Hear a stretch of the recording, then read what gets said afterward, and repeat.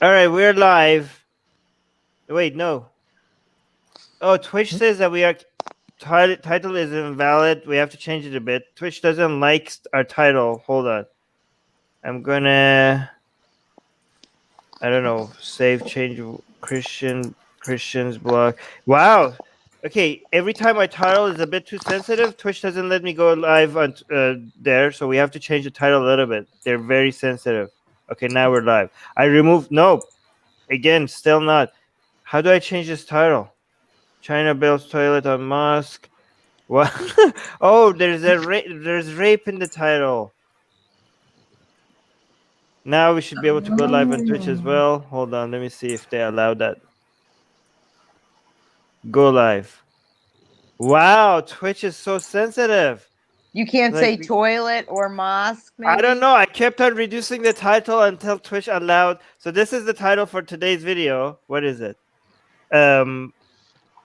So China builds. This is what YouTube allows us to say, but Twitch didn't allow us. The title is China builds toilet on demolished mosque. I kept removing mosque, demolished. What do I remove? How do I go live on Twitch? And then Twitch is like, nope, you can't go live. And they're like, Christian fundamentalist block, rape victim from abortion. I'm like, fundamentalist? Is that what I? Like, oh, it's rape. I have to remove rape. God. And then I remove rape. I'm like, okay, Twitch, go. Okay, you could go live now. I'm like. Jesus. Okay, Twitch. You sensitive. Okay. So no more rape in the title, guys. Oh, Jesus. Jeez. Okay. So Well. yeah. Well, yes. Hi. By the way, this is a good reminder to tell everybody that we're live right now on YouTube, Facebook, and Twitch. So if you didn't know, we have a Twitch channel.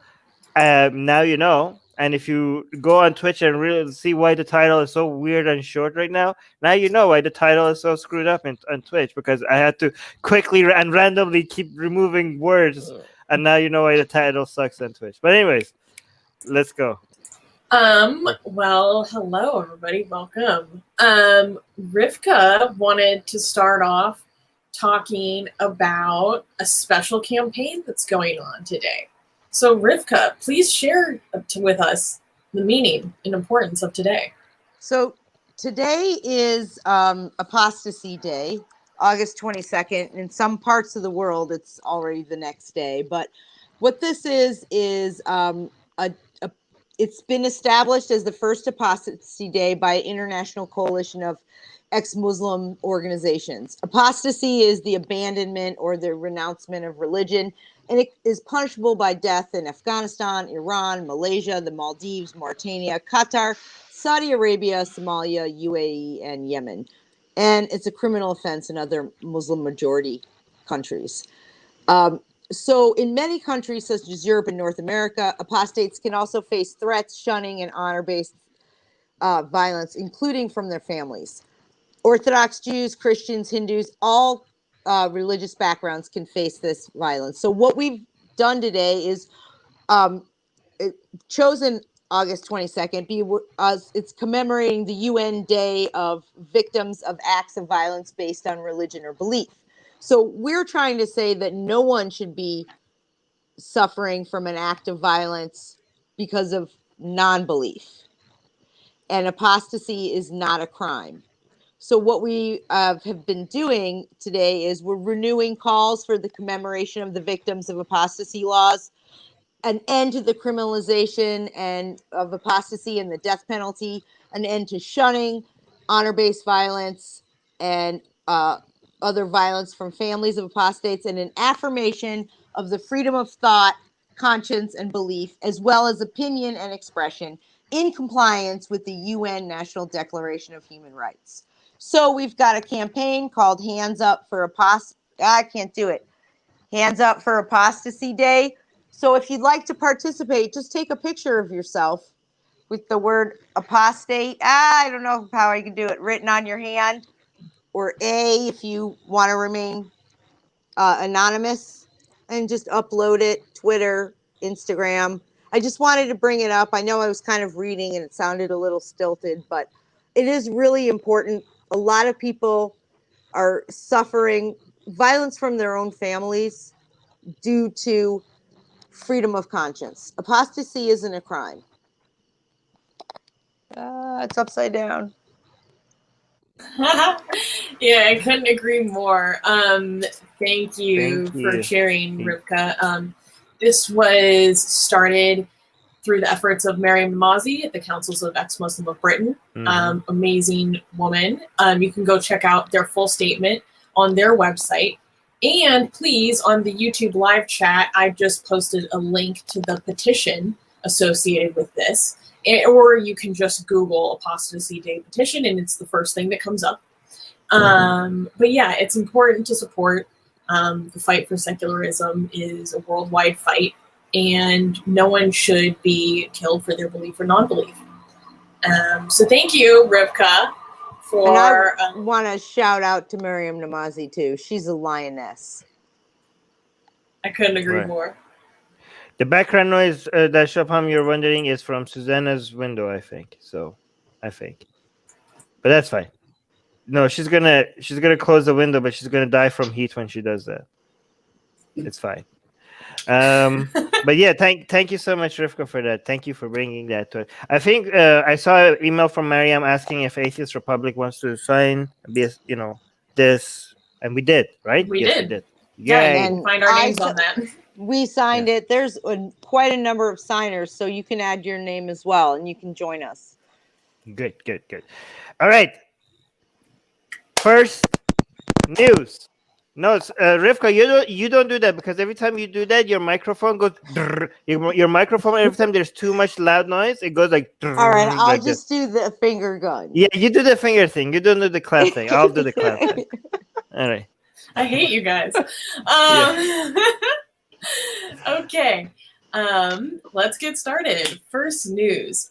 Chinese authorities build public toilet on demolished mosque.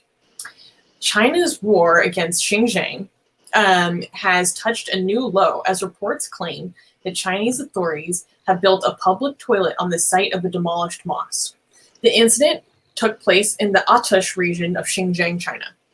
The mosque was in the Songtang village, and it was demolished in 2018. 2 years later, a public toilet now stands in its place. The people of Songtang have toilets at home, and the village barely receives tourists. So locals say that there are no need for a public toilet. Reportedly, China has destroyed some 70% of the mosques in Xinjiang. Wait, is this getting attention only because it's the toilet? So, like, apparently the demolishing of the mosques would it? Wait, are they building the toilets just to be like, haha? Like, is that like a method of being like on purpose? That's what's implied. They're inferring that. The sad thing is, like, even like in the comments, many people actually are laughing at this thing. Yeah. Wait, no. Before we go to the comments, can we actually discuss what we know if this was on purpose?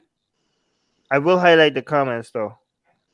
No, because you asked why it's getting more popular. That's why I said. Like, oh, okay. But do you know? But Subham, did you see anywhere in the news if like Chinese government is like, did they just build like toilets on top of a demolished mosque because they need toilets there, or were they like apparently they don't need toilets there? So from what I got from the local people are saying, like, everyone has toilets in their homes and there aren't many tourists there, so they don't really need any public toilets. So this is just to erase their culture and religion.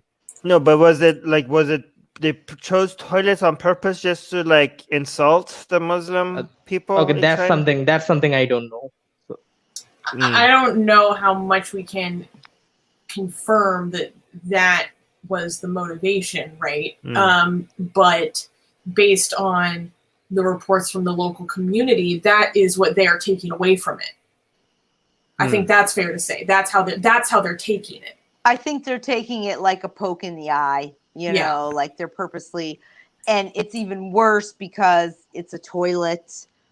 And I mean, on some level, it reminds me of taking Jewish headstones and making roads with them and things like that. You're utilizing something, but you're also kind of doing this to somebody at the same time, disrespecting them. I mean, it's not quite like that, but I think that's what the inference is there. What you're like, as you're saying. Do we know if this was like, okay, let's just because we're anti the Chinese government, we need to be careful. Like, was this something that maybe was justified, like that to demolish this mosque? Was it in the wrong place? Did they not have? I don't know. Like, I know I shouldn't be. I don't want to take the Chinese government side on this, but I just want to make sure that we're clear. Like, maybe this was one of the rare cases where they were in the right. Rivka. Actually, like. Speak. Oh, were you going to say something? Because I want to. No, I was saying like this is not just one mosque. Like China has destroyed 70% of the mosques in the region. So you cannot. I don't think like all these mosques were in the wrong place, even if that was the case for a couple of them. I know, that's what I'm saying. Maybe, yeah, go on, Rivka. As to the point about, is it a poke in the eye? I think there's more. We don't know, but there's more to the fact that people are inferring this, because in 2019, they destroyed the Asna Mosque, and now they have a store there, and that store sells alcohol as well as cigarettes. Yeah, like so this another seems, one. Hold on, Subham. Yeah, go. Yeah. It almost seems like they're, kind of trying. And then in another city, they've been trying to build an underwear factory where the mosque is, but this could all just be coincidental because there were a lot of mosques in that region and they took up a lot of space. Right. But at the same time, I mean, a toilet, an alcohol shop, an underwear factory, it seems almost, I could see why people might infer that. Okay, before we go to Subham, because Subham before Susanna, but we did get a super chat, $5 Australian. I don't know what this is, but if it is a super chat, so we are contractually obligated to read it. It says Ben Kelly saying urgent best evidence of danger of religion. Research John Balhees, aka General Butt Naked. I don't know what this is, but former shaman of the I don't know what this is, guys. Now and a Christian. I have no idea what this is, but again, it was a super chat. Shubham. Thank you for the super chat. Thank you for the $5 Australian. Shubham, you wanted to say something? No, Rivka just said it. Like I think it could be just to like mock them, because like the things they're creating on top of the mosque, like it's always like toilets, alcohol shops, and underwear factories. So it looks like they're trying to mock the people. Susanna? I found an article from 2016 saying by Radio Free Asia, saying under the quote mosque rectification campaign launched by the Chinese Central Ethnic Religious Affairs Department and overseen by local police, the mosques were demolished as a way to sort out dilapidated buildings that allegedly posed a safety threat for worshippers in the Uyghur Autonomous Region. So that's the official party line, is that this is basically like a building code situation as the reason for demolishment. What they build on top of it instead is a different matter.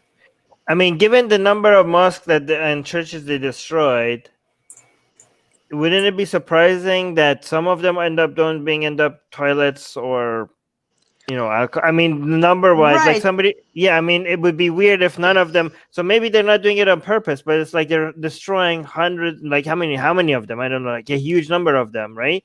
So it might be not on purpose that they're trying to be trolling the Muslims. It might be just, I mean, given all the things that it could build on top of it after, of course, some of them are going to end up being toilets or something offensive. Which is what I said. It could just be a coincidence that those are the ones that people are seizing on because they feel rightly, discriminated against. But the toilet or the alcohol shop may not have anything to do with that. I don't know.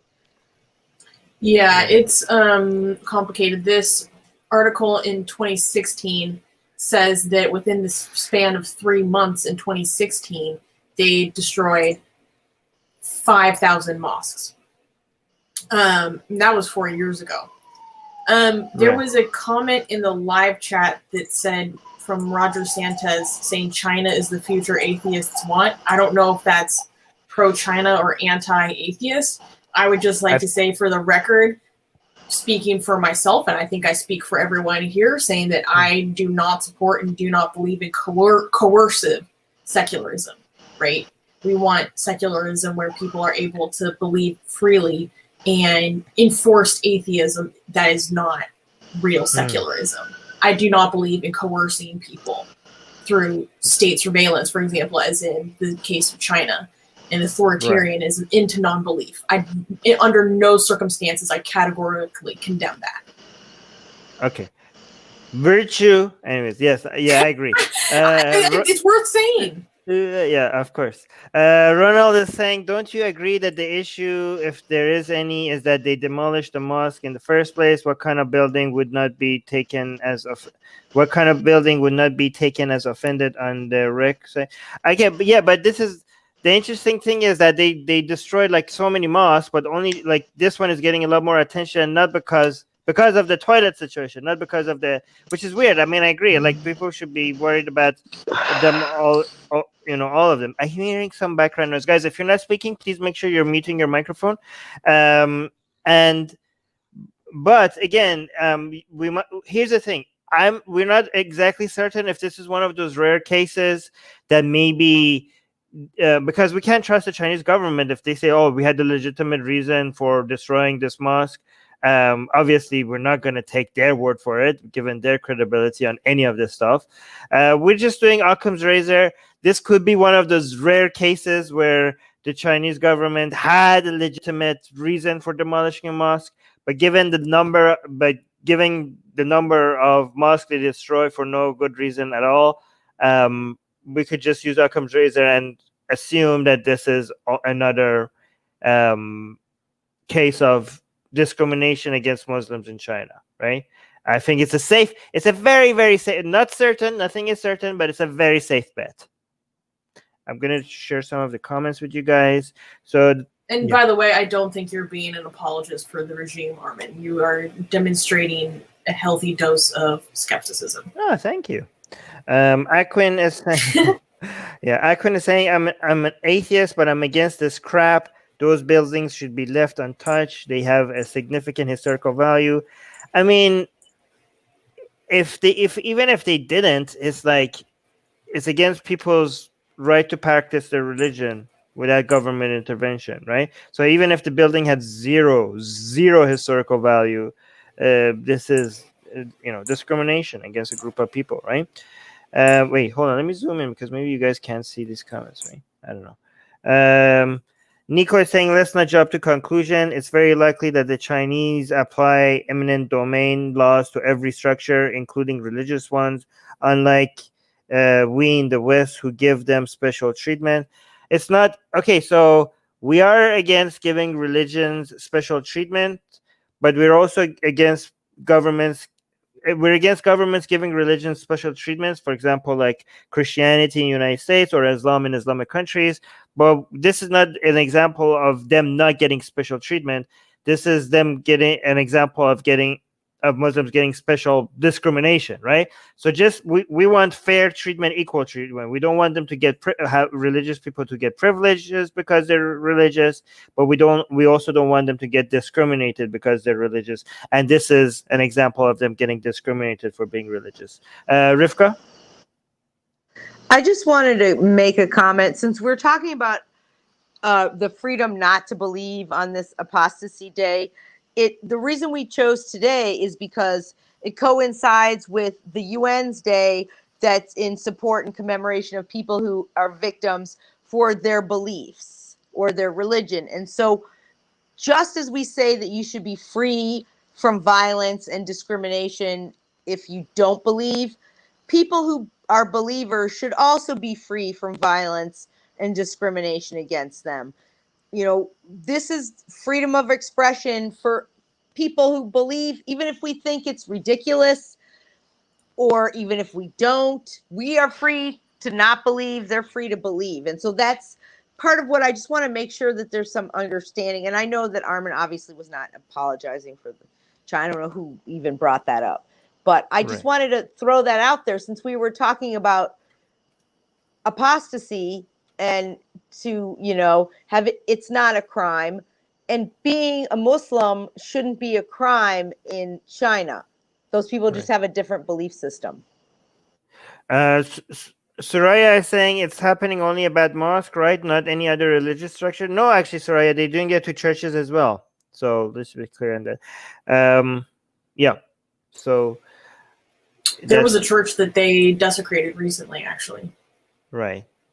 They also want to. China also is very interested in creating their own version of Christianity and Islam, like a Chinese approved version of Islam and Christianity, which is so weird. And China is weird. China is so weird in so many different ways.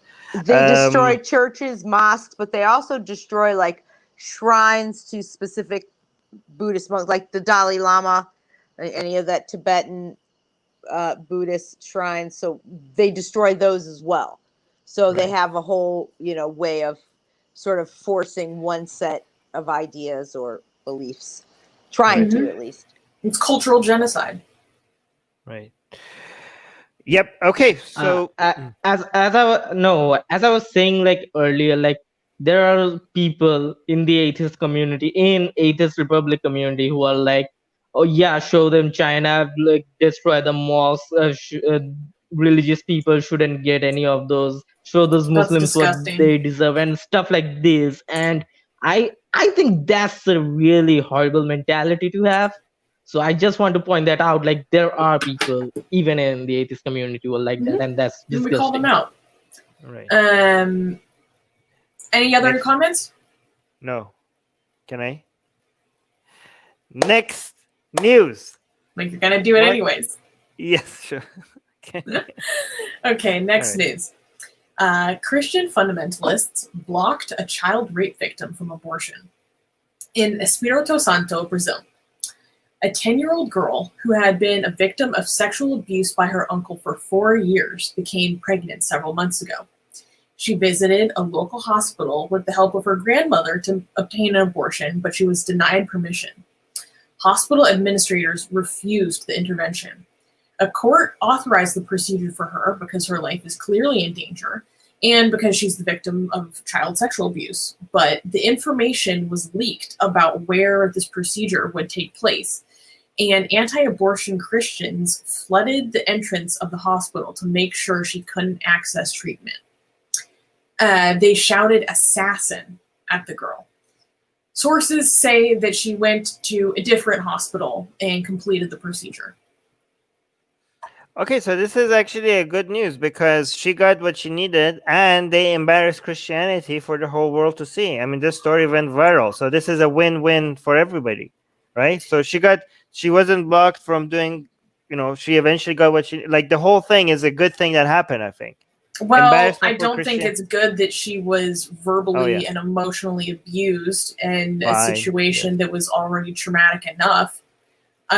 So on an individual level, I don't think that's a good thing. It's good that she did complete the procedure, and I hope that she can receive counseling and move on with her life. Maybe because of the abuse she got, now a lot of people are now paying attention to her, and she's getting a lot more support. I don't know. I'm just trying to, give it. Hopefully. Rivka. I just want to second what Susanna said. I mean, I'm glad she was able to have the procedure and these people weren't able to stop her from getting the medical care that she deserved and needed.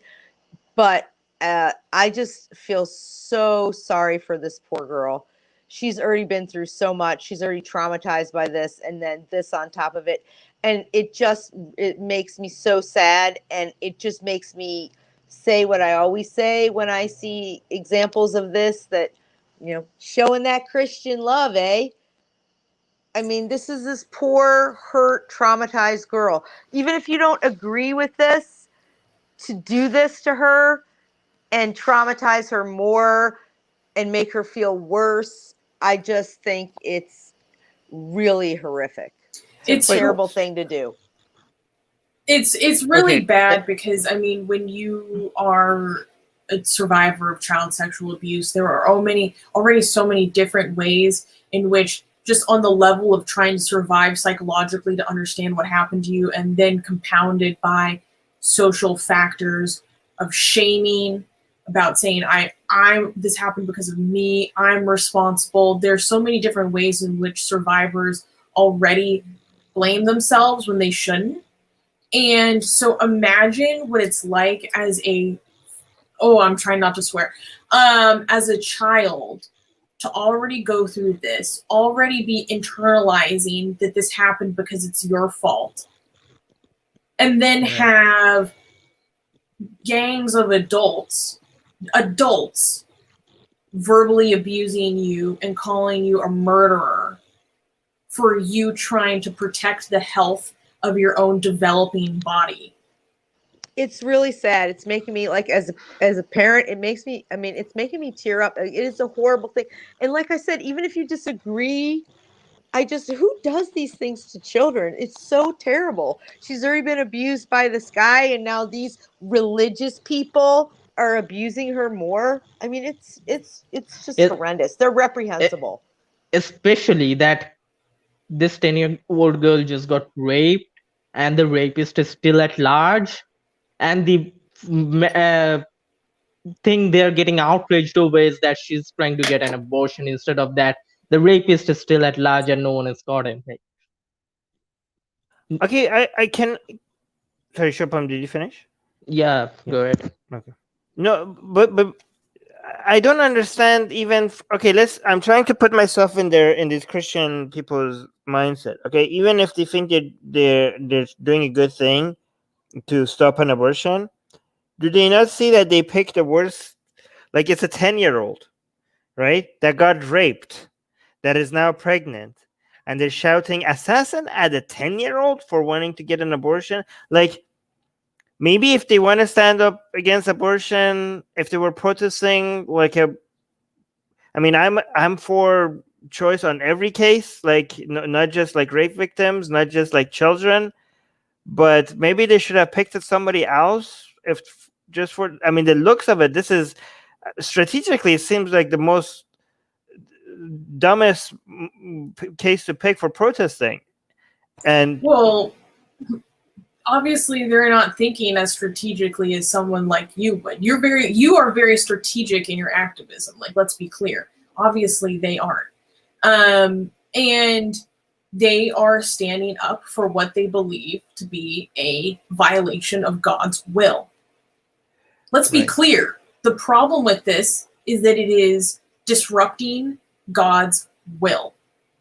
To them, yeah. The problem is also that it's magical thinking, it's illogical, all these things. So yeah, maybe you may not like it from an actual logic standpoint. You could have reasons for that, but if you're trying to find a reason why someone would not be strategic about protesting this, I think that this particular group has obviously shown themselves to be unreasonable because of their behavior. So I don't think that they're the kind of group who would say, okay, how can we reasonably go about getting our message across without looking like a bunch of big jerks? And there are some anti-abortion groups that do that. These people are not those people. These people are unreasonable. Okay, guys, am I ignorant? I didn't know 10-year-olds can get pregnant. It all depends on when you first menstruate. Wow. Okay, it varies a lot. Imagine that being your first experience with pregnancy. God damn it. This person is like scarred for life, eh? Okay, Shubham.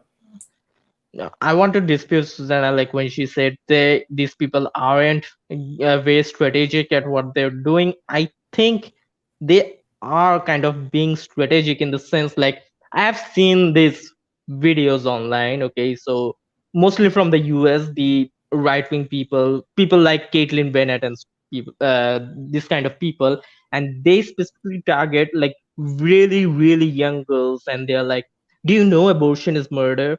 Do you know that you are killing a life, you are getting abortion? And these really small children, I think in like a way to indoctrinate them into thinking that abortion is something like really immoral and it is equivalent to murder and things. So I think it could be strategic there that they are targeting young people because they know they cannot really change the views of older people.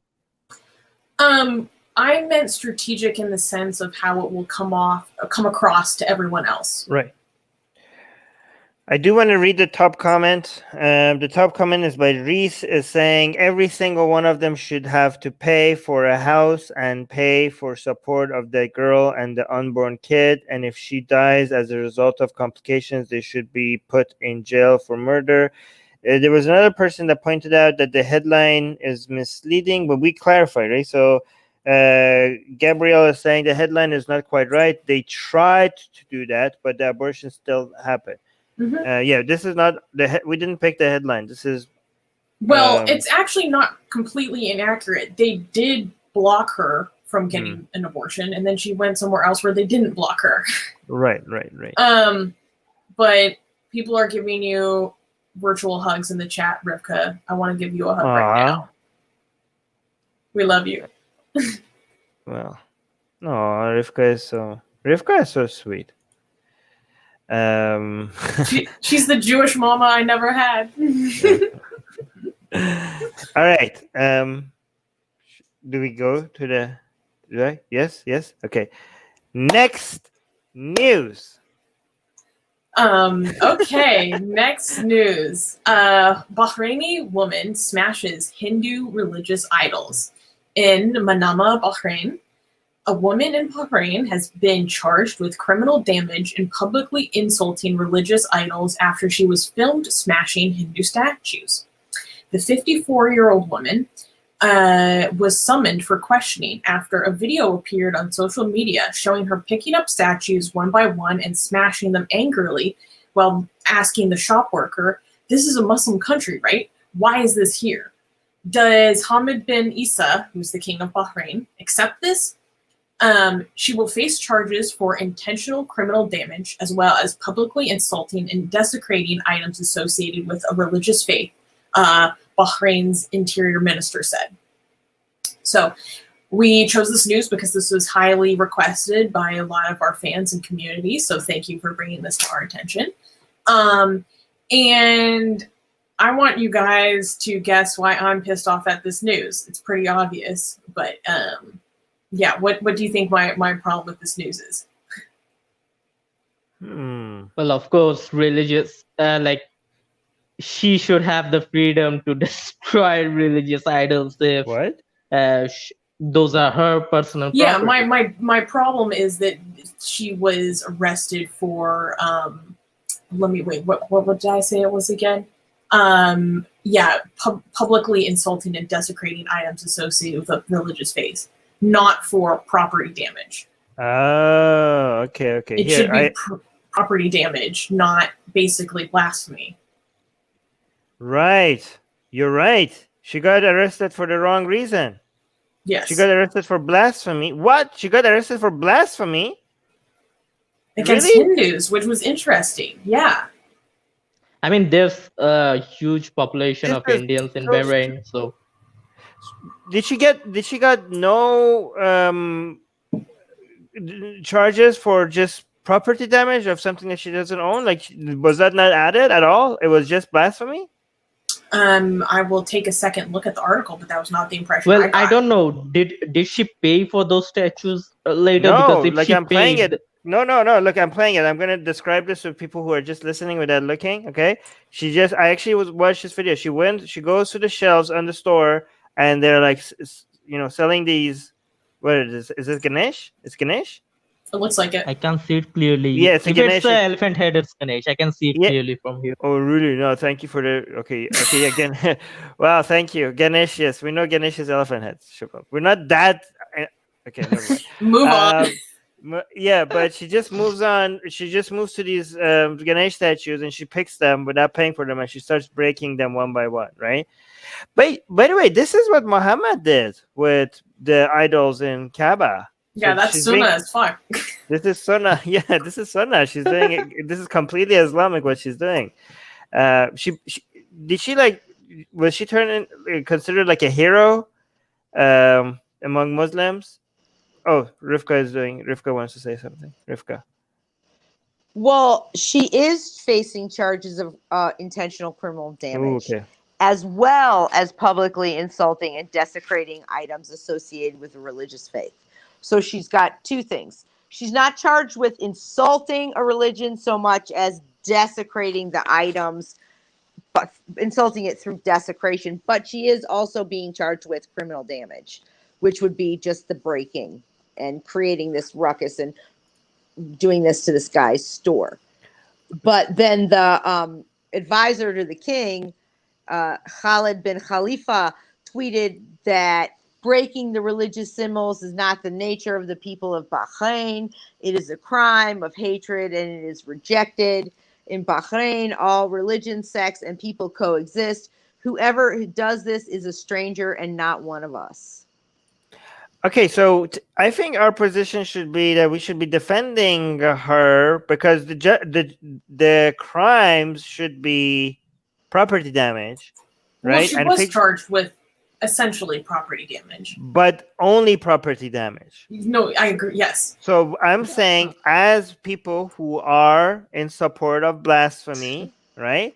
We think that the charges should be property damage and nothing but property damage, and the justice system is doing its job when she gets punished for property damage.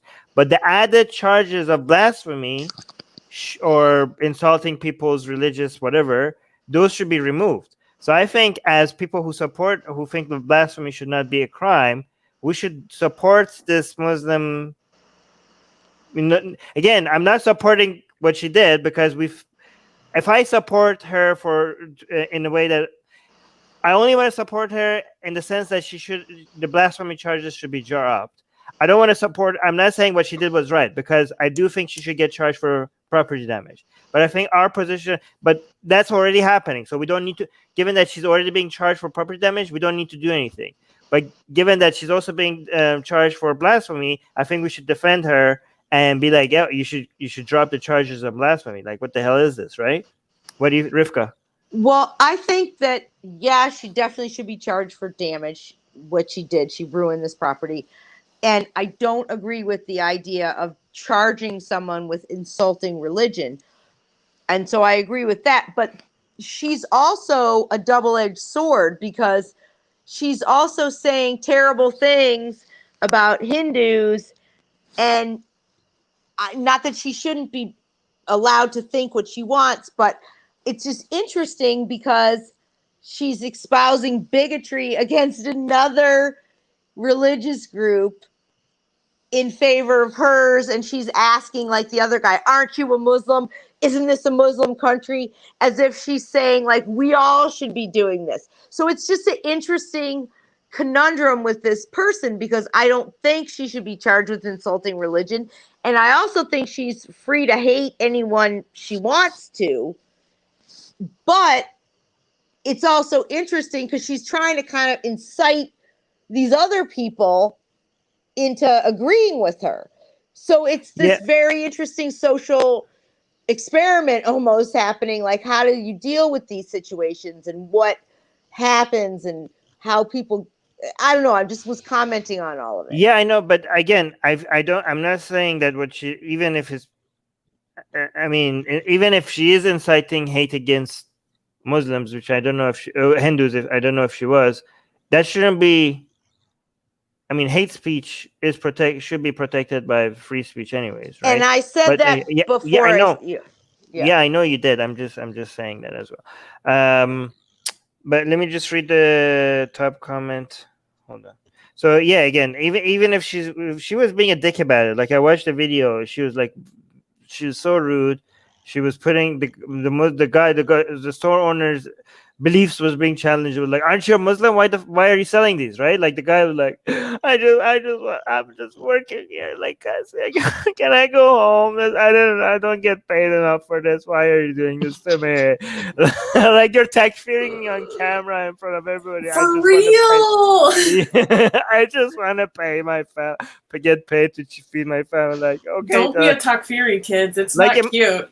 So people deal with Karens, right? But imagine dealing with a Karen that is basically putting your entire religion into question in a Muslim country, and you're like that is like Islamic Karen, like that is the consequences of that is a lot So, worse, right? What's So the your Islamic Karen? Khadisha? I don't know. I don't know What who would would that you be. not know? Like, I don't know, No. Raheya. I don't know. I'm trying to think of some crazy one. We got to come Alright. up with these good names. Yeah, but let There's me also- actually hold on. Let me there's actually also the- highlight the. Wait, hold on. Let me actually highlight the top comments as Ananyo is saying, send her to China. She is the one who can speak against Jinping stand with Uyghur, and then she might get what? This is not good, guys. I don't know. This is dark. This is I don't know. I don't like that. Millar is saying maybe she thought they're piggy banks. I don't know what these. Okay, these are not good comments. These are not good comments. Anyway, Subham, I should have just let you speak.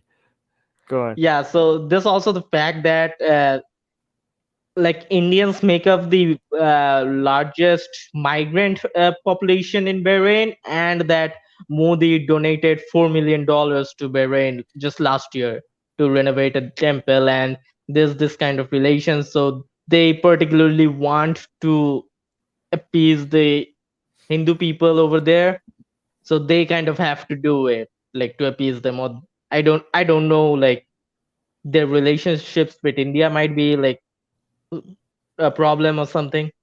So I just wanted to mention that. Right. Wow, Soraya doesn't know what Karen is in the live chat.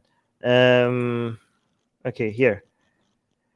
Ethan is saying Karen is a Muslim girl name, and it is an Arabic originated name with multiple meanings. Wow, I didn't know that.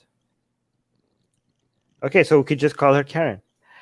Kabira Karen. Big Karen. Kabira. Takfiri Karen, which is the most dangerous kind of Karen. By the way, back another thing to point out is that again, you see that it's a good reminder to people that not all Islamic countries are alike. Like in Bahrain, which is an Islamic country, you're allowed to sell Ganesh, and the person that is destroying Ganeshas is going to in an Islamic country is getting. No, sorry, it's not in Bahrain. Wait, was it in Bahrain? No, never Yeah. mind. Okay, was it? Yeah, it was in Bahrain. Yeah. Okay, yeah. It was in Yeah. Bahrain. Okay, yeah. Wait, sorry. Let me get it. I was right. So the person that is blaspheming against Hinduism is getting charged by an Islamic country, right? This is like a lot of people just assume like when they think about Islamic country, they think like every Islamic country is like Saudi Arabia. Okay, in Saudi Arabia, try selling a Ganesh in Saudi, let alone getting punished for breaking a Ganesh. Like if you don't break a Ganesh, you could you could get in trouble in Saudi Arabia. Let's see, and these are very close, like Gulf Arab countries, right? And they're both Islamic countries. In one of them, you could technically get killed by a government for even promoting, something like the Bible or a Ganesh. Another one, you get charged for blasphemy for breaking a Ganesh. So there's a huge difference. Okay, so just remember that. But again, the most Islamic, just because different Islamic countries act differently, and just because the most Muslims act differently, that doesn't mean Islam itself as a religion is very clear on who's doing the right thing. Okay, Islam as a religion is very clear that this Bahraini woman who was destroying the statues, she was on the right side when it comes to what is Islam, what is Sunnah in Islam, right? Anyways, next news. Okay. Susanna, yeah. Honestly, I've never seen a PewDiePie video ever, so I'm like, I don't get the joke. Okay, so Pakistani trans activist arrested in fabricated case. #free Julie. Julie Khan, one of Pakistan's most well-known transgender rights activists, was arrested recently. She's frequently spoken out against violence and abuse towards the country's trans community, with her popular Naked Truth video series going viral earlier this year. On August 10th, Khan was violently arrested on falsified charges without warrants by Islamabad police. She was reportedly offering moral support for a friend in the middle of a legal situation and was detained soon afterwards. Now, Han is in danger and currently being held in a men's section in an Adiyala jail. Since being detained, she hasn't been able to meet with her lawyer or her family. The campaigns Free Julie and hashtag Justice for Julie have begun trending as the global community expresses concerns for her safety. What's the intention behind doing all of this? You know? Behind the campaign or her arrest? Her arrest. That is unclear. It seems like just persecution for being a very outspoken trans rights activist, harassment.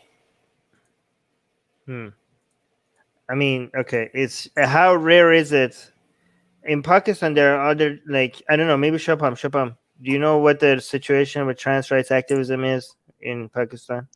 Well, Pakistan, even though it's an Islamic country, it has like lots of things from Hindu culture, and like the Indian subcontinent, South Asia has things from the Hindu culture. So the concept of the Hijra culture, which is kind of like a non-binary agenda culture in South Asia, it is still prevalent in Pakistan. So they are, as far as I know, they are legally recognized, and they have like their own category as a third gender. So I mean, they're legal, but I think her being vocal about activism and equal rights and everything, that's what got her into trouble, because people framed her for some reason. So, according to the news article that was written about this, she was assisting the legal case of a friend named Rosie who was tortured and beaten. And so, in response, Julie and a few other women were raising their voice about the situation, speaking out against it. So, in retaliation, the group who tortured Rosie registered a case against Julie. There's not a whole lot of details as to what kind of case they registered and, you know, what she's being charged with. And I was attempting to try and look up some more of it, but I haven't gotten that far yet. As I'm doing it on the phone, my computer's broken. But so it appears that, as Susanna said, that she's just being targeted for, you know, naming names, speaking up, attempting to do some of this work. But there's not a whole lot of information in that article at all about what exactly she's being charged with, what exactly she did or didn't do, to whom. So. All right, let's go. Let's maybe go to... Yeah, go on. Wait, one thing. Assuming the situation for trans people, like the Hijra people, culture and everyone, is the same as it is in India, I think it's a lot worse in Pakistan, to be honest. But assuming it is the same as in India, even though they have rights, people don't really enforce those laws, and they already get isolated from the society. They get called slurs and everything by the people in general, and even the police harass these people. So, like, for example, the police often just need some kind of excuse to arrest them and harass them in the police station and things. So it's the situation is bad in India. So I can just imagine how it would be in Pakistan. Yeah, to be clear, in 2018, Pakistan passed the Transgender Persons Protections of Rights Act, which allowed citizens to self-identify their gender and included a broad range of protections for trans people. Even in 2016, they actually declared trans marriages legal in Islam. But there is a lot of discrimination and violent discrimination. And there's been protests happening outside of, what's it called? There's been a number of protests ongoing outside of embassies and other buildings associated with the federal government of Pakistan in support of Julie, demanding that she is removed from the men's jail. Because that's what's going to put her the most in danger, is the fact that she's in a men's jail. Wow. So they have the laws that they should recognize them as women, but yet they put her in men's jail. Jesus Mhm. Christ. Soraya is saying, people, please approach the journalist Leba Zainab Facebook page. She's a journalist from Pakistan, very vocal. I think she might be a trans activist. That's why Soraya is mentioning it. Ethan is saying, fantastic. yeah, I'm just assuming. So Ethan is saying, can someone clarify the difference between cross-dresser and transgender person?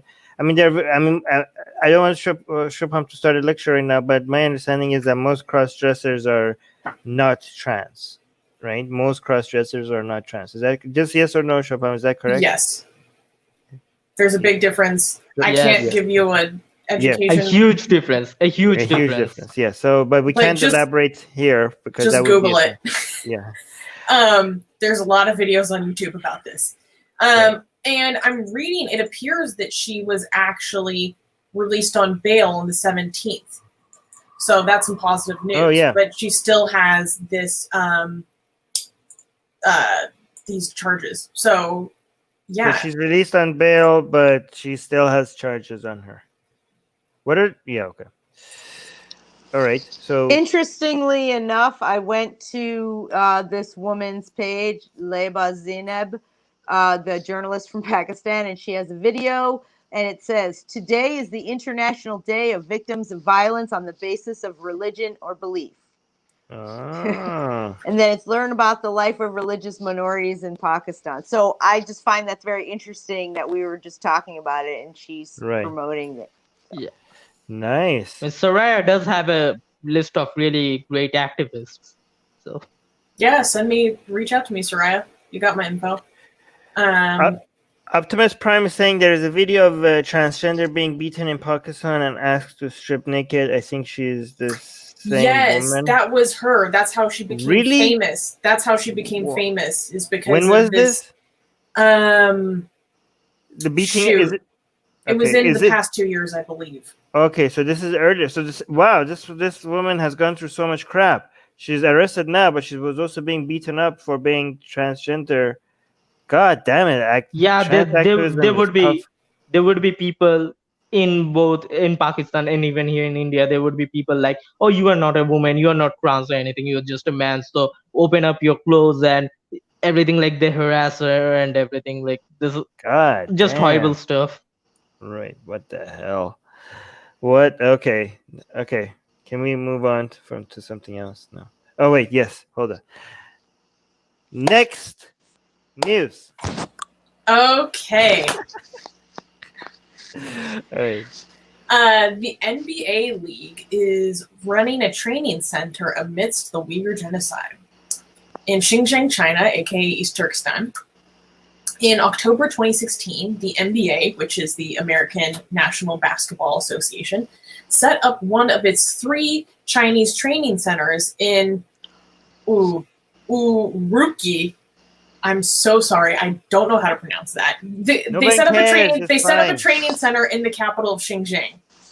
Right. The center, which houses roughly 240 student athletes aged 14 to 18, has kept a very low profile. That's unsurprising because the NBA presence in Xinjiang is shameful. It's not hard to figure out the motives of the NBA. China has a market of 1.4 billion potential fans. Beijing presumably approves of the league's presence in Xinjiang, both because it helps bring development to a relatively poor region, and more importantly, it helps legitimize the repression of Uyghur Muslims. There are also reports of ongoing physical abuse of the student athletes in the NBA training camps in the Xinjiang region. So I wanted to bring this up because the NBA's relationship with China is the definition of hypocrisy. I wish that I watched basketball just so that I could boycott the NBA because of how pissed off I am at the league and Adam Silver. So, well, you guys give your take and yeah.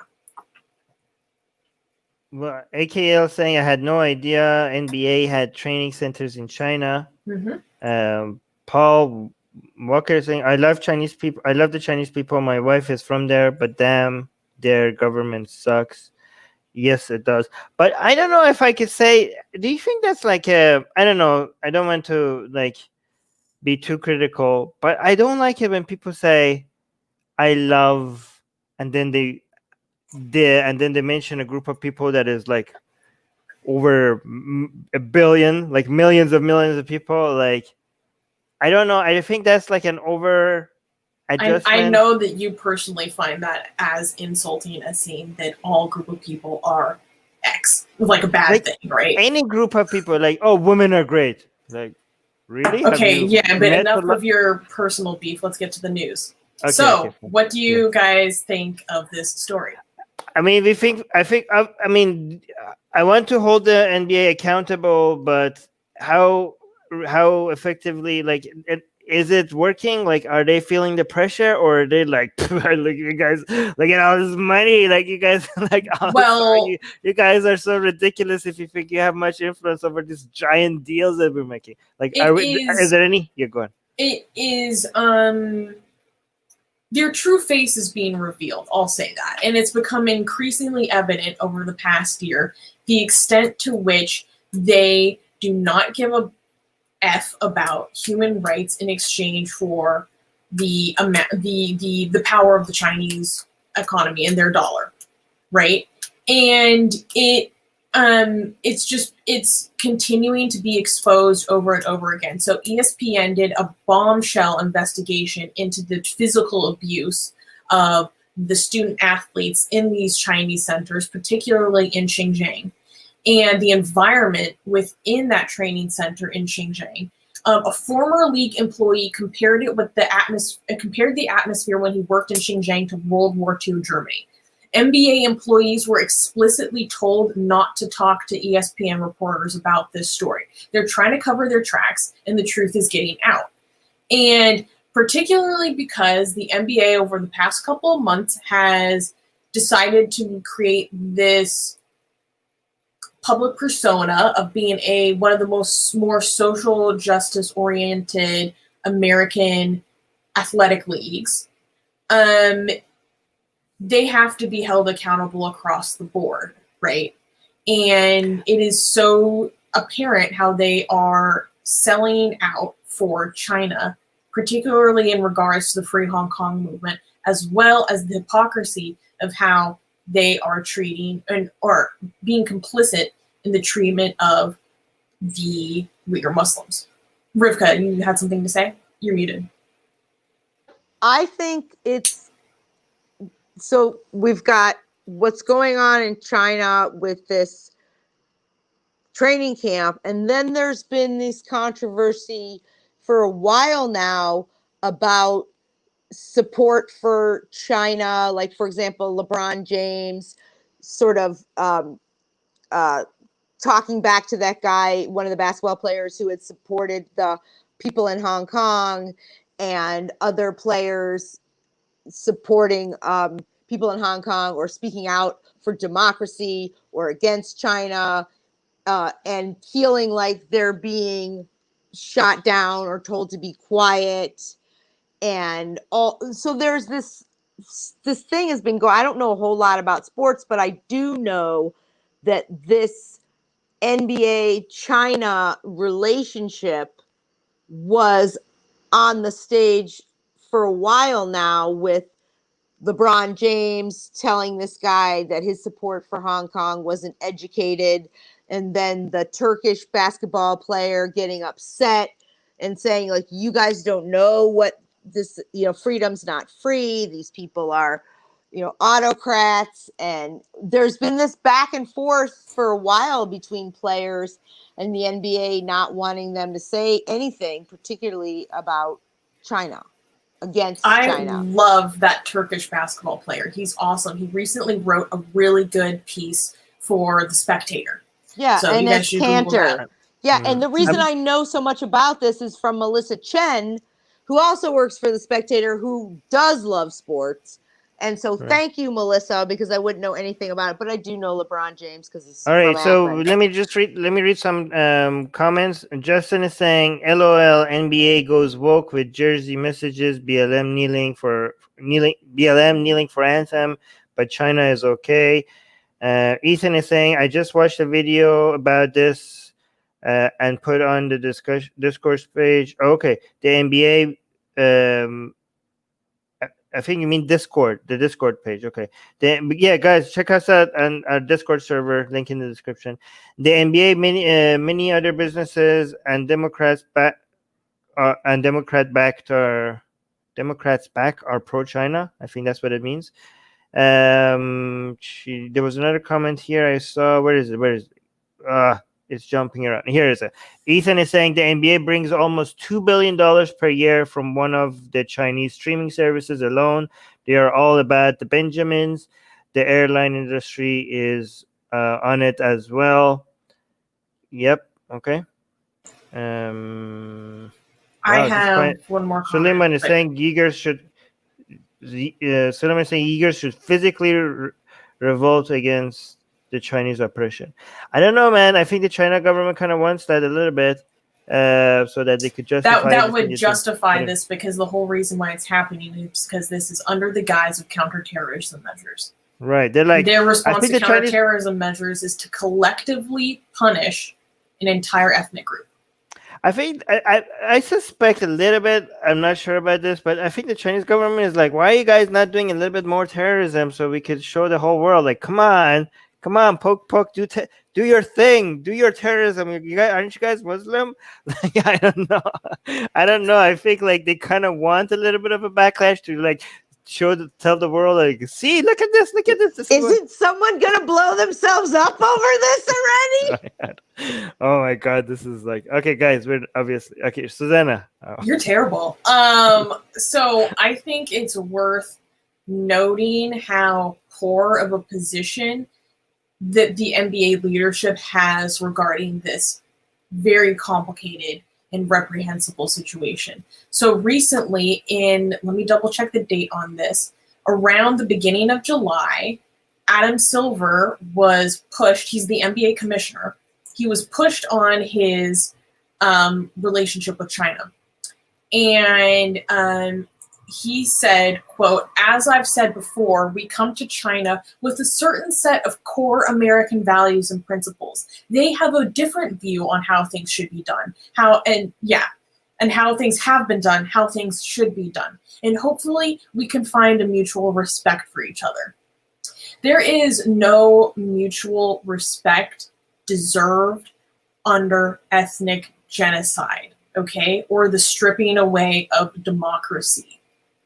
That I have nothing but resentment for people who believe that that is an American value that we are pushing on people.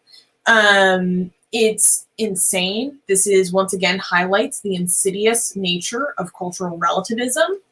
And I'm hoping that more people hold the NBA's feet to the fire for their kowtowing to this authoritarian regime.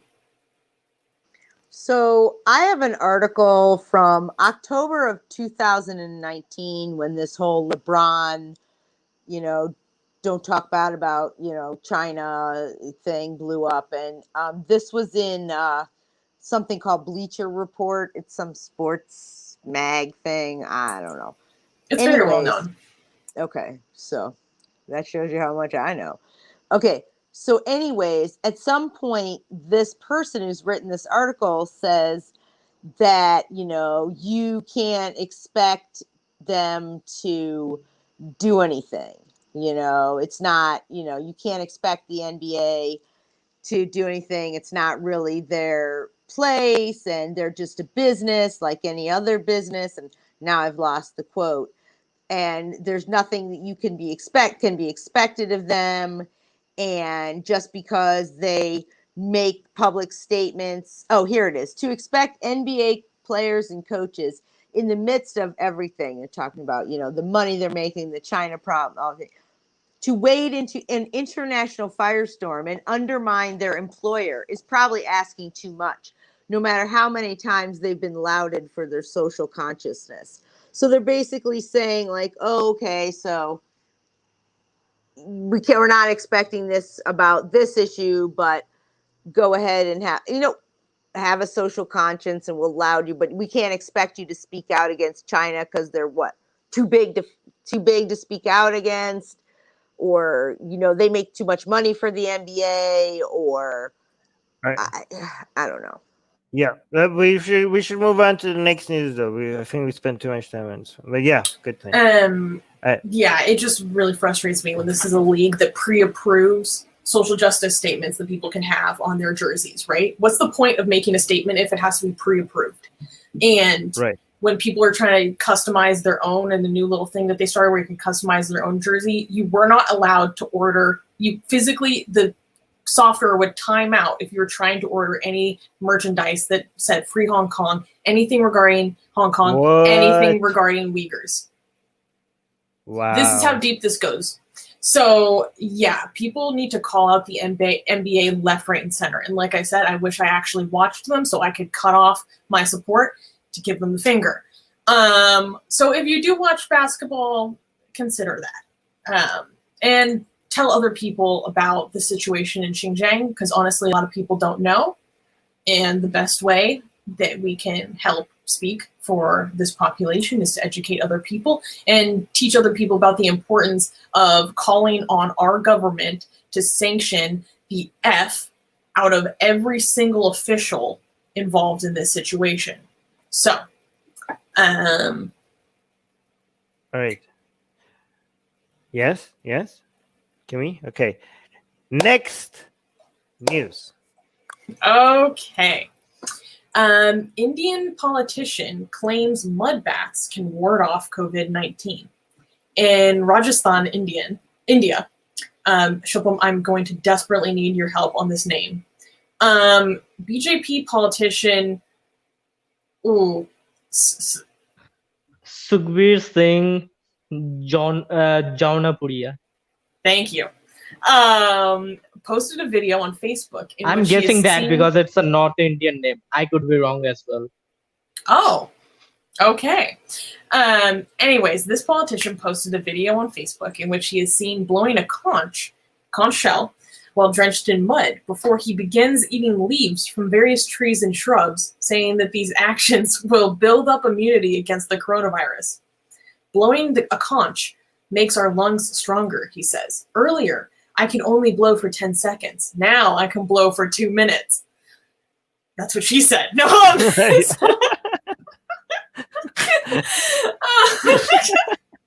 I knew you're not going to be able to resist saying that, Susanna, but go. Okay.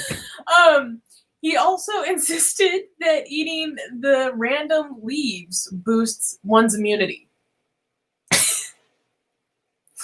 So, yeah, the video is pretty hilarious. I don't think anyone needed to see this man drenched in rolling around in the mud. It was quite revealing in a lot of ways. But, yeah. Oh, no. I don't know if I want to watch this. Wait, yeah, but what do you guys... Yeah, play it and describe it. Okay, but here's the thing. If I play this, is this like demonic? Like, is what's going to happen? Like, I don't want to show anything that's going to get our YouTube channel. I don't think there's anything that breaks the terms of service. Okay, I just find it personally distasteful. Hold on. Wait, it's muted. Can you describe what's going to the people who are listening? Is it? Oh, it's muted. Hold on. I need to share the screen with the audio. I didn't know we're doing videos today. You guys didn't prepare me to have videos today. That's why. Okay, hold on. Let's try again. Now it's with audio. It doesn't really matter because he's speaking Hindi. इस हिसाब से आपके lungs और kidney अगर दोनों चीज clear हैं, दोनों चीज काम करते हैं और उसमें शंख का बजाना बहुत बड़ी बात है. मैं 2 मिनट तक शंख बजा लेता हूं. मैं पहले 10-20 सेकंड बजाता था, उसके बाद नहीं बज पाता था, लेकिन अब लगातार प्रैक्टिस से जिस हिसाब से करीब 2 मिनट तक शंख बजा लेता हूं, मैं समझता हूं आप सबको भी ये बात का करना चाहिए. मैंने पहले भी जिस दिन कोरोना शुरू हुआ था 22 तारीख को मैंने अपना एक वीडियो डाला था और उसमें कहा था कि अपनी इम्यूनिटी दवाई खाने He looks आपको ridiculous. नेचुरलिटी Look से at this. इम्यूनिटी मिलेगी. आप घूमे जाइए, बारिश में India, जाइए, look at what छुट्टी this में is your बैठिए, country. This खेत is your में काम politician. करिए, पैदल Guys, चलिए, American. Shubham has to tell us what he's Americans, saying. hold basic on. चीज भाई है. Americans, if you in think सब like चीजों से your इम्यूनिटी country बढ़ती है. has gone to immunity shit की because दवाई of खाने की Trump, जरूरत नहीं है. this मैं could make you समझता हूँ, feel good. आप Look सबको at भी this अगर इतना guy. भी This डर is लगता हो, this is मेरे India's टॉन प्राइमा politician. दूर आ जाइए. Right? मैं आपको किसी गांव में This ठहरा is के India's दिखाता हूँ. politician. अगर आपको दूर This दूर is a तक good भी way for बीमारी you आ guys जाए. to feel माननीय like, प्रधानमंत्री ने you इस बात know, का you know धन्यवाद what? दिया Maybe है we're कि still जिस not हिसाब से as लोग bad गांव as में रहते some हैं, countries. गांव के लोगों की इम्यूनिटी जिस हिसाब से उन्होंने देखी और कहीं भी दूर दूर तक भी कोरोना नहीं आया, तो Wait, I want to प्रधानमंत्री see him ने eat the इस बात का leaves. धन्यवाद किया है. और मैंने Wait, पहले what दिन is? इस बात को कह दिया था कि राजस्थान प्रदेश के Stop लोगों के अंदर talking. में Do कोरोना something. कहीं Hold दूर on. दूर तक भी नजदीक नहीं आएगा. Just आज talk too वही बात much. सिद्ध हुई है. He's मैं आज basically सबसे saying, कहना चाहता "Oh, हूँ this will कि help आप with COVID." इम्यूनिटी Blah की blah blah. दवा It's खाने some की बजाय आप bullshit. खाते रहिए, मैं मना नहीं करता, लेकिन अगर जिस हिसाब से आप बाहर निकलते हैं, Okay, मैं do दोबारा some things के for बीच में Clearly, he's a politician because he can't get to the point. Yeah, और हम सब clearly. मिलके Look at him. इस Oh, there हिसाब we से go. जो भगवान की Finally. दी हुई Oh चीजें boy, उनसे सब खेलें और उनके oh, सब What साथ is he लें. doing? मैं जिस हिसाब से घूमता हूँ I'm glad there's a little loincloth. कि मेरे गांव के अंदर में जिस हिसाब से ये सब देख रहे हो आप, Oh, here we go. ये सब शरीफा है, ये शरीफा है. जिस हिसाब से ये पेड़ के Oh, लिए is बहुत it- लाभदायी होता What है. is so जिस special? हिसाब से अभी अमरूद लगेगा, सारी Okay, I'm सब्जियां gonna guess that he's saying, look at these trees. Look at how big the fruits are. It must be speaking something about the mud that makes them so big. I don't know. Probably. Rivka is muted. I mean, you spoke over half of what he Riv- said, so I cannot translate that part. I couldn't hear what he said, but yeah, basically he was saying, I was like, with all this Ayurvedic stuff and natural medicine, God-given things and everything. Previously, I could blow the conch for 20 seconds. Now I can for a few minutes and stuff like that. But anyways, like, he's not just any politician. He is a member in the Indian Parliament. Ooh. Okay. Top politician. Yeah, he's an MP. Wow. He's So a it's not member just of like a parliament. local mayor or something like that. He's like an MP. This is elected by the Indian people. Like, oh yeah, this guy, the Indian people are like, yeah, this guy is sane. This guy represents us. And this is okay, Yeah. great. I mean, Okay. so you I think you would get the idea of an average Indian from this. Oh wait, no, don't go that far. No. I'm Okay. Indian. I'm not being racist. I'm Indian. No, okay. We don't endorse what Subham is saying. He's being a bigot against he's being a self-hating Indian. Internalized racism. Internalized racism, yes. Self-hating. Internalized casteism. No, No, I'm the lowest you can go. that's the joke.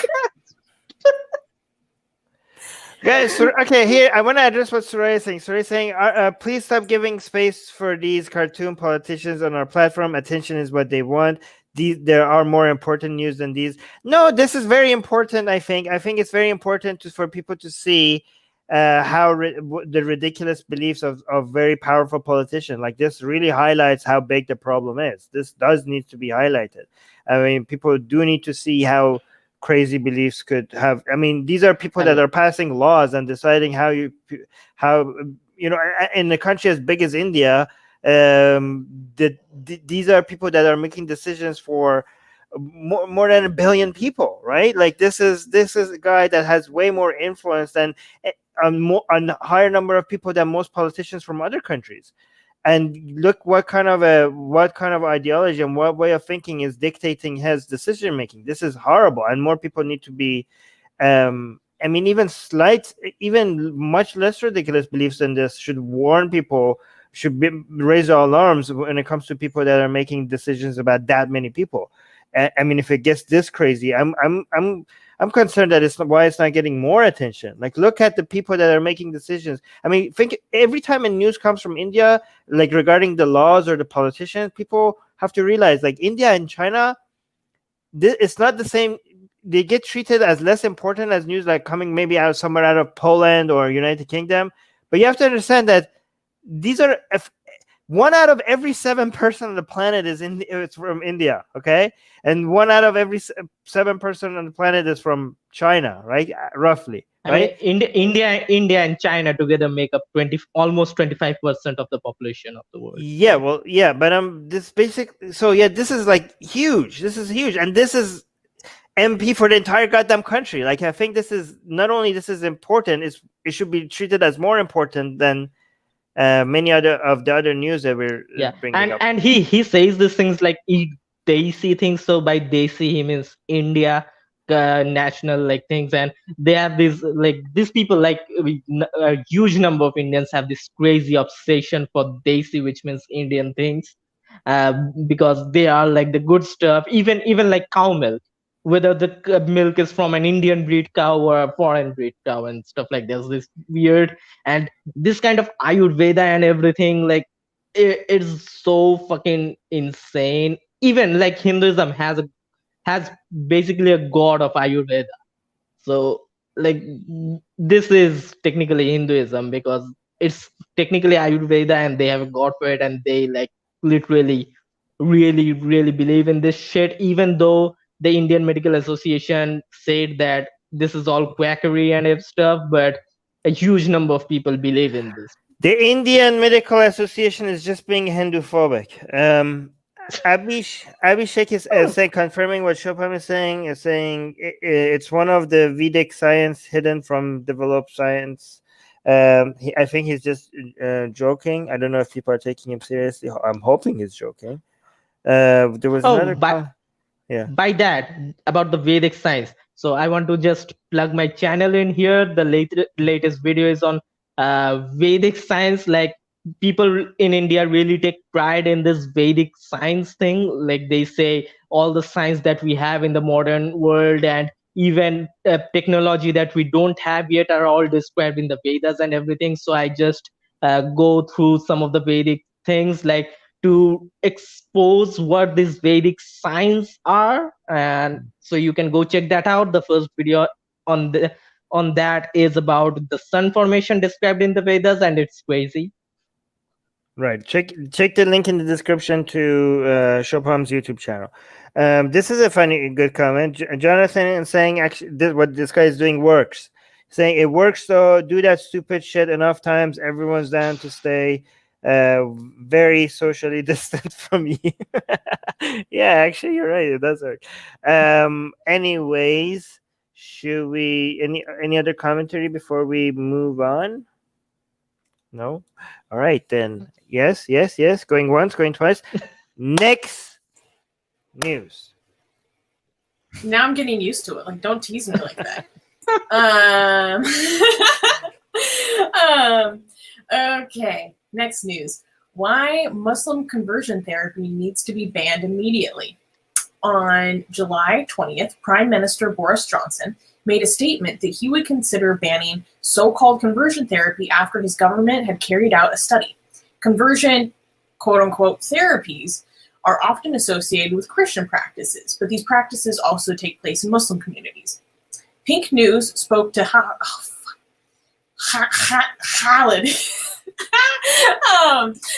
a gay man from a Muslim family who underwent a ruqya, an attempt to cure, quote-unquote, his desire for men. He described his experience of the exorcism, and for 6 months afterwards, he would emotionally and physically torment himself at moments where he felt that he wanted to masturbate or when he wanted sex. He would scold himself for his overwhelmingly evil urges and swear at himself for being so weak and punch himself as though he needed to be physically shocked out of the feeling. A UK ban on conversion therapy would benefit all LGBT citizens, especially those from religious backgrounds. Wait, why was this not banned already in UK?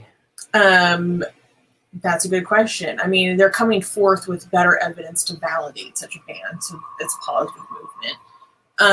But yeah, it should have been banned already. But I actually wanted to bring up this news because okay, it's gone. Go on.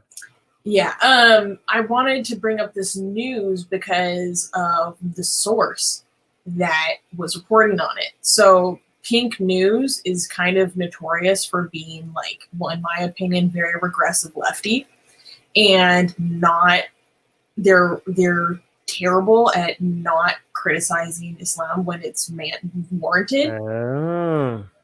Especially earlier this summer, or within the past year, the past couple of months, there was an incident where 2 gay men were stabbed by a Muslim guy, and they refused to basically acknowledge the fact that this guy assaulted him and stabbed these people because of religious belief.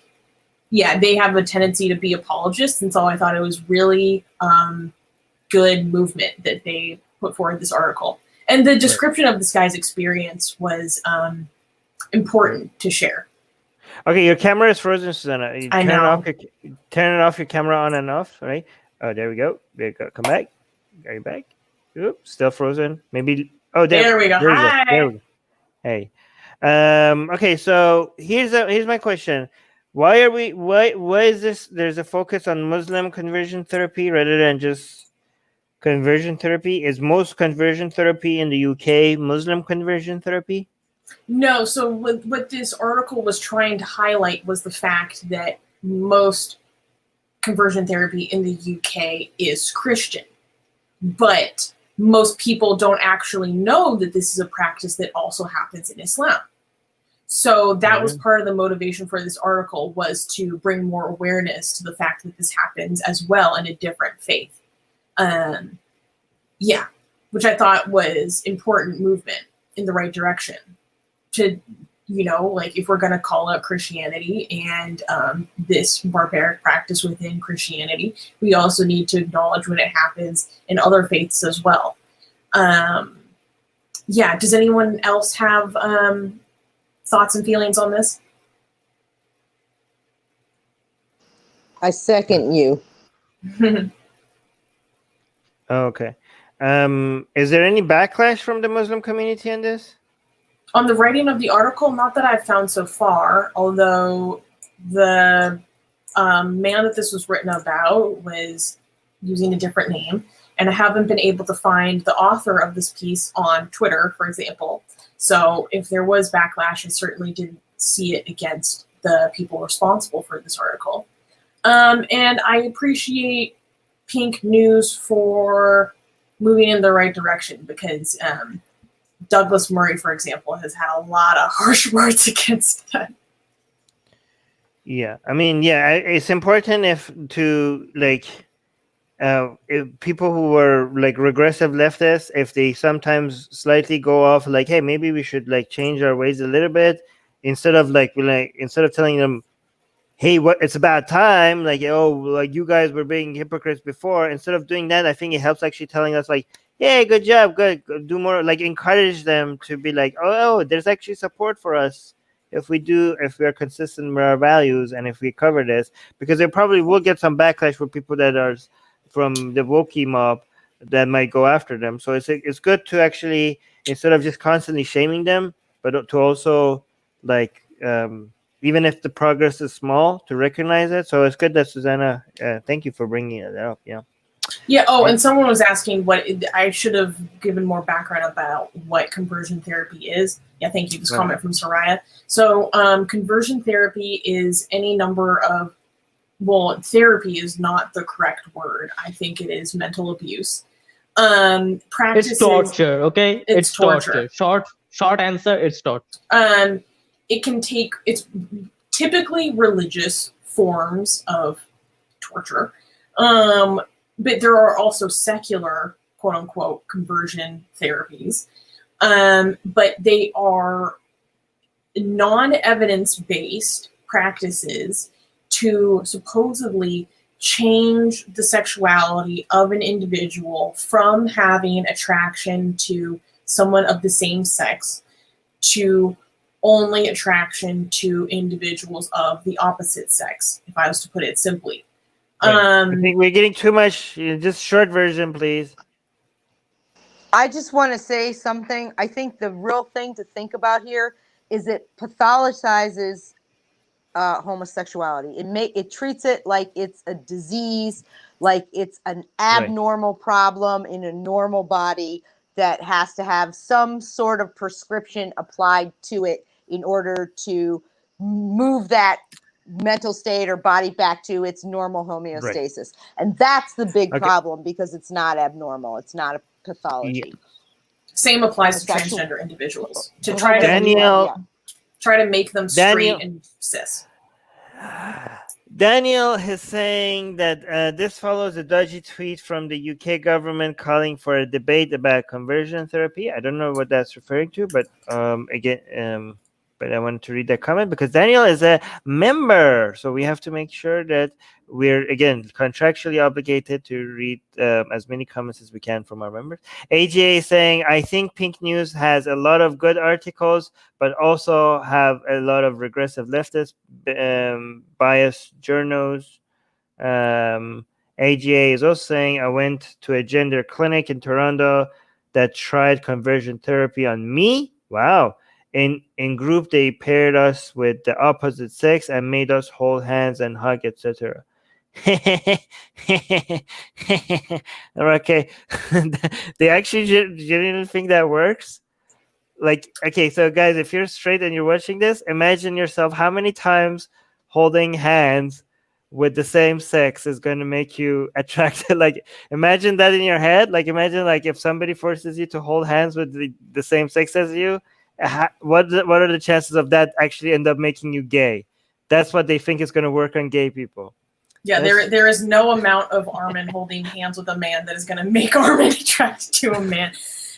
Hey. But thank you for sharing your experience, AGA. I have another friend who is a survivor of conversion therapy, because that's really what it is. It's a survivor of a mental torture regime. And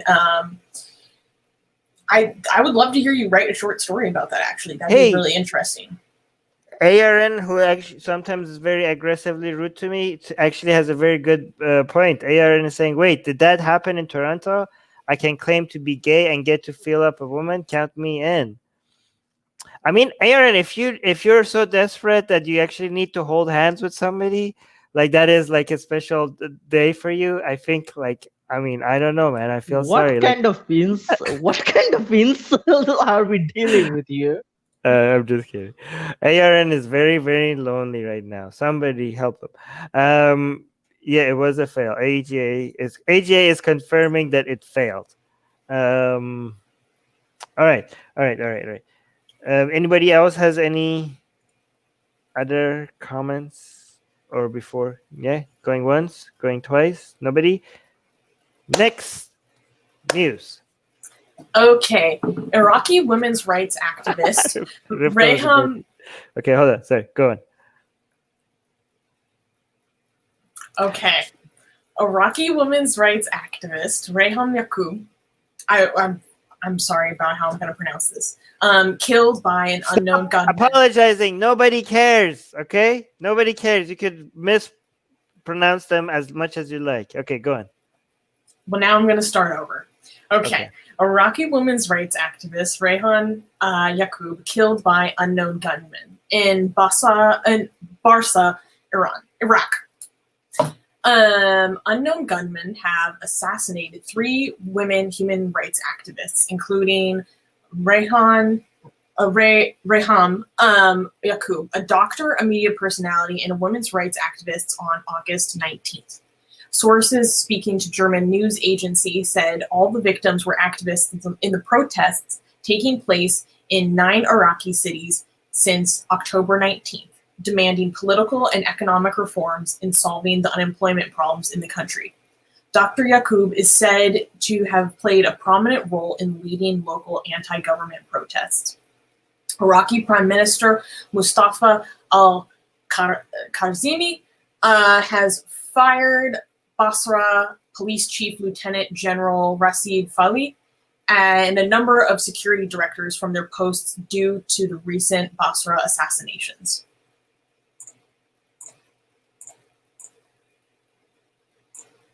Wait, is this the right one? I want to make sure I have the right one up. Yes. Okay. All right. Commentary. Come on. I had to look this up first. Well, I want to let you guys go first. Give me some juicy detail. It's really sad. I think it's worth reminding people the price that people pay for their freedom. I wanted to honor this feminist activist for her work and what she did for her people. and she was Wait, an I have accomplished to woman. apologize. I wasn't paying attention to the story because I was rearranging the story because I had the wrong one up. I shouldn't refer to this as a juicy detail. This is a horrible news. I wasn't paying attention. Sorry. You're never paying attention. No, okay. I had the wrong news up, so I had to Because adjust Armin, the we read. don't out of care. Let's move order. on. Because we went out of order, but it doesn't matter. Yes, then I went out of order. This is not my fault. Okay, I had to apologize because I shouldn't have described the news like that. So that was important for me to say. But sorry, go on, Susanna. Oh, I did go out of order. That's my bad. Ha! See, it's this. Okay, okay, go on. Anyways, what's important here is the story about this accomplished woman who was murdered for her activism and trying to promote freedom and prosperity for her people. I think this was a huge loss to the Iraqi people. She was accomplished. She was a doctor. She was a nutritionist and doing a lot for her community. And there were 2 other women who were murdered alongside of her as well. Yes, go ahead. I was just going to say, and this is like the 3rd or 4th one of these attacks in the last week. So, I mean, it's terrible about this woman, but nobody seems to be safe right now in this, because these are these gunmen that are just mowing people down, and, you know, they have this security official, and it still is not stopping this. This is, I think, the 3rd or the 4th one of these attacks. Yeah, there's been an ongoing spate of assassinations recently, and that's why several of the police were fired after this recent assassination. Armin, Subham, do you have any comments? Wait, is there going to be any justice for her? Hopefully. I think the first step was to take a serious look at what's going on in the police and security forces. How was this allowed to happen? They are, quote unquote, doing everything necessary for forces to undertake their duties.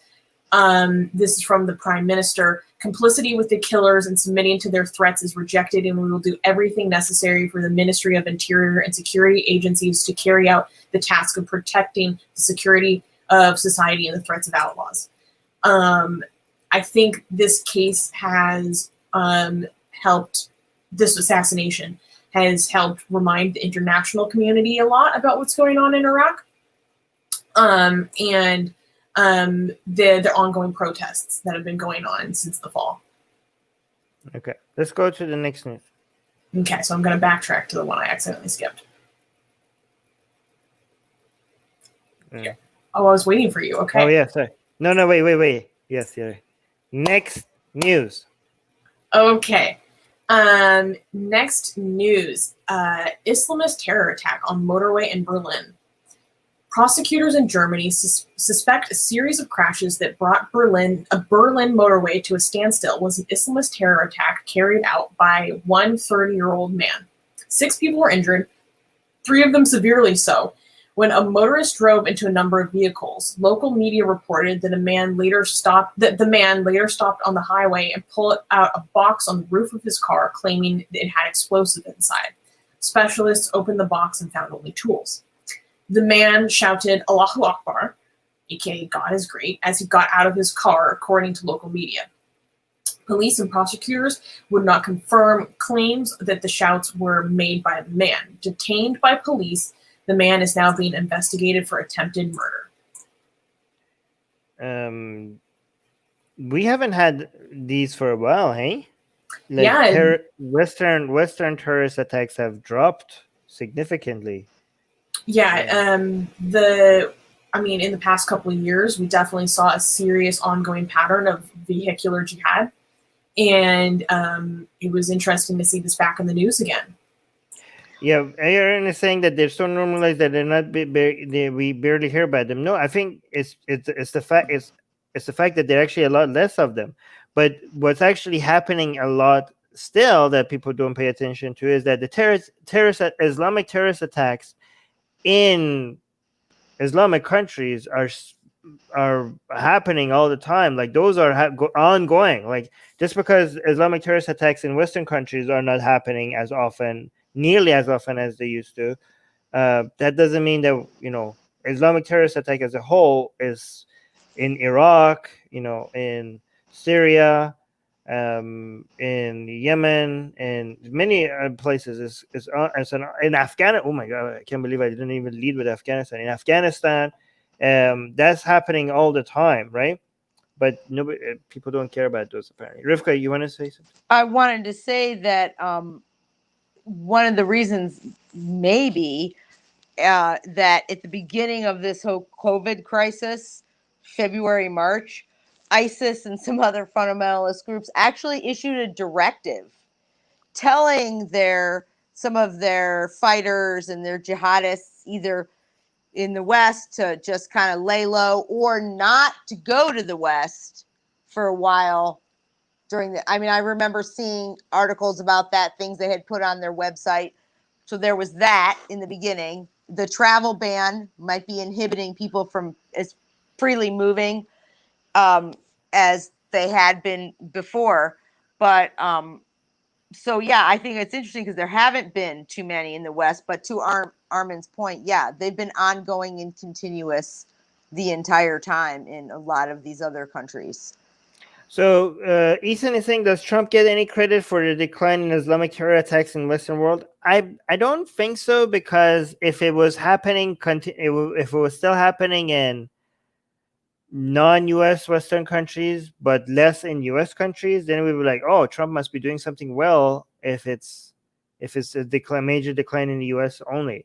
But because there's a major decline, actually, maybe you could say that Trump defeated ISIS so effectively that they have now less resources to fund it. I don't know. Does Trump get any credit for the defeat of ISIS?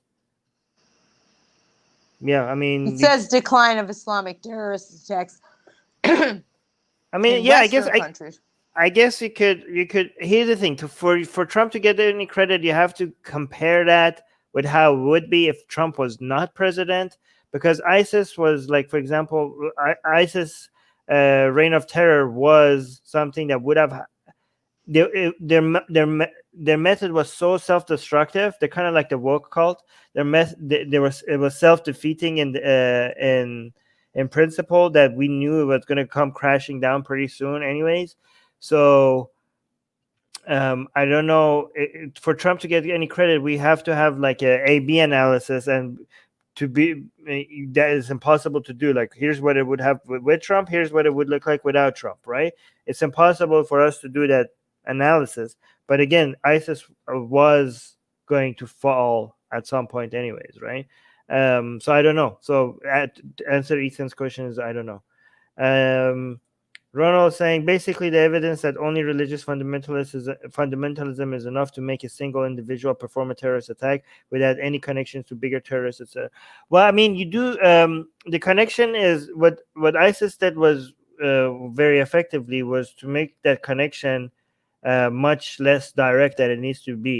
It was still a major source of inspiration, and without ISIS actually being a state now, that source of inspiration is much less than it was before, right? I think they learned a lot too, or incorporated a lot too, from some of the terrorist attacks from Hamas, and because it was this sort of using cars, using whatever you had around the house, get kitchen knives out of the drawers. That was a big thing, and making it personal. And making it not needing a cell, not needing anything other than this feeling of jihad, which was very much part of a lot of those Hamas attacks and things like that. Just to be clear, I don't think I'm not suggesting that whatever the underlying forces and ideology and the grievances that made ISIS possible, all of that is still there, right? So just because ISIS as an organization was defeated, that doesn't mean that what led to ISIS is gone. So given that all of that is still there, You could have a rebranded version of ISIS coming back, or something completely new that is basically with the same motivation and same ideological motivation than ISIS. That because nobody, militarily they defeated ISIS, but ideologically, and also all the source of the grievances, those things they haven't been removed, right? So it's pretty fair to expect another monster being created from all of this at some point. And I think a lot of those fighters and a lot of some of those people who are carrying that ideology, forward, have sort of just melded back into either the general populace of the country or into some other, rebel group or fighting element. And at some point they may, come back out and come together and rebrand themselves in another way. But you see this constant, almost diffusion kind of thing, moving from an area of higher Islamic concentration to an area of lower, continuously with a lot of these fundamentalists and these ISIS-ish guys, fighter guys, jihadi guys. Okay. All right. Should we go? Hold on. Next news. Yes. Yes. Going once. Going twice. Next news. Okay, next news. Oh, this is our last news. This is hilarious to me. Well, it's technically not our last news. We have 11 news items. It's our last news, and then we have a statement. So Islamic cleric says that Muslims should boycott Jews. Okay, What? So, and you heard right. And No. in Kerala, India, yes, really. A Muslim preacher's fatwa against Jews is going viral on social media. Oh my goodness, I can't say his name. A Sunni cleric has lashed out at Jews in a religious speech and urged his followers to boycott all varieties of juice because it was introduced by the Jews, the enemies of Islam. Quote, "We must chew whatever we consume. Chew your water. Never drink the juice. Fruits shall never be mixed up with water. There is a race called Jews. They are our enemies. Juice came from Jews. Jews. Juice." Did he actually say that like that? Yeah, he's like saying like, you hear how they say Jews, right? Doesn't Jews sound like juice? You know what I'm saying? He continued. There was no juice in the world before. Who brought juice to the Middle East? It was the Jews. Wait. So never drink juice. Are we sure this is not satire? Like this is like serious Muslim. What is this guy? Is it a mom? There was a video attached to it. Why didn't you guys tell me? I would have had it the was in video a South Indian language. Oh, it was in the video is unavailable right now. I don't know what Rivka the is doing. link. She's just it's okay, good. Got it. And I want to mention that this particular site is kind of a right-leaning site, praises Modi and everything, so it's kind of anti-Muslim, so they are probably highlighting it even more because he's not like really someone important or anything. Like it's a small organization, Muslim organization and stuff, so they are not like really important. So it's a small organization, really but ridiculous. It's serious though. Like they are actually genuinely saying that this is the concern for them. That Jews sounds like Jews. The evil juice, meaning like Jews, is kind of a joke based on that guy who was holding up a sign who had misspelled it, "Death to all juice." He spelled it incorrectly. Yeah, that was a meme. That was a meme. Right. That was a joke. But this is actually they actually mean it. So I'm saying, so the evil juice. So I don't know if this guy is serious or this is like a satire or he thought that was real. I mean, no, I don't think he saw the meme. Yeah, I'll find that. Well, he like this guy is like has a YouTube channel. I mean, no one here can actually go and see it because it's in a South Indian language. But it's like Quran Study Center Mukkam, and that's where he said this. Like, this video I think could be found there, or it got taken down for some reason. But it was Yeah, there this is the on that meme. channel. This guy is saying death. I don't know if people who are listening. It says this guy has a sign saying death to all juice, and so he misspelled it, and then there's a juice. I wish I That could is- show my phone with a picture that someone had arranged cartons of juice to say EVIL, the evil juice. So I mean, it's like, yeah. I mean, even if this is not a big amount, is he an imam? What is he? Like, is he a leader? Like, teacher? Islamic? I mean, I He- know he Quran- makes YouTube Quran videos studies, but about does he have, like, he has Quran, an honor, Islam. he has an honorific that I'm not familiar with. It's Malvi, a Sunni Malvi. Like Melvana, like Malvi. Rumi, like Malvi. Melvani, It's like an in Sufi.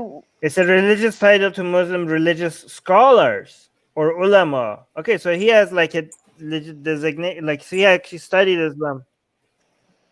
Yeah, technically, Wiktionary says it's kind of I like don't know. an I mean, imam. the amount of hatred towards Jews and the amount of ridiculousness that O.J. Simpson may have something to say about this. I'm sorry, I read Ethan's comment. It doesn't surprise me. I mean, it's just but it seems over the top in a way that. But we do need to laugh sometimes, like, even if this is not that big of a deal. I mean, it's funny. Like, so we have so much depressing news. It's good to sometimes just point and laugh, right? Well, I mean, his videos get more views than his public videos. So, like, some of Oof. his videos even get over 1,000 views. Damn. We should. Okay, we're also against Jews. Over 100. We're against Jews. Don't say that. Down Oh my to gosh. Jew- I mean, technically, he's right. You know, Jews. A lot of people think Jews are healthy, but it's full of sugar. Guys, eat your eat your fruits. Do not drink your fruits. Eat your fruits. Do not drink your calories at all. Okay, juice. I actually agree with this guy. Boycott juice. It's a global Jewish Consume conspiracy your to increase fruits, everyone's calories. Consume your fruits in solid form. Solid. Chew your fruits. Do not drink your fruits. Down. Yes. Down with juice. I agree. This guy is. We're gonna get so canceled. No, juice. I'm talking about juice. I'm being serious. Like, I'm being actually serious. I'm talking about juice, not juice. Oh my god. So, this is too many people think like, oh, I'm not drinking Coke. I'm eating apple juice. It's same thing. It's full of sugar. It's like, it's just sugary drinks. That's what it is. Sugar without the caramel coloring. That's not that big of a deal. The sugar is the most important part. The sugar is the poison in there. Who's the juice expert on this panel, my friend? Me. Who's the evil juice? No. Martha agrees with me. Juice is too much sugar, and here comes the Iranian propaganda against fruit juice. Wow. Oh my god. Oh my god. All right, so we need to move on to some serious official house cleaning statement, right? Wait, do I do a clap thing on this? Sure. Okay. But it's not news, is it? I don't know. Next, I don't know, just Item. Next item. Okay, so Atheist Republic needs to address some things. And so other people, if you've been following this channel, especially our news podcast, we have mentioned on several different episodes, and we had an interview with Nasser Amari. Long story short, credible allegations and new evidence has come forth against him. And so we are withdrawing. Wait, we have to tell people credible stories about him, but who is this guy? Like, why did we support him? What was this guy's story? Yeah, so Nasser Amari was a Tunisian atheist refugee who was facing deportation from Denmark. And we got involved in promoting his case to help prevent his deportation from Denmark. Is that enough background? Yes. Before ARN is saying he contributed towards Nasser, there's going to be a full refund on everybody who contributed to his campaign. But thank you, ARN, for caring. But there's going to be a full refund on that. But go on. I'll provide information in a second. So yes, we are withdrawing our support of this case, and I would like to read a statement I wrote.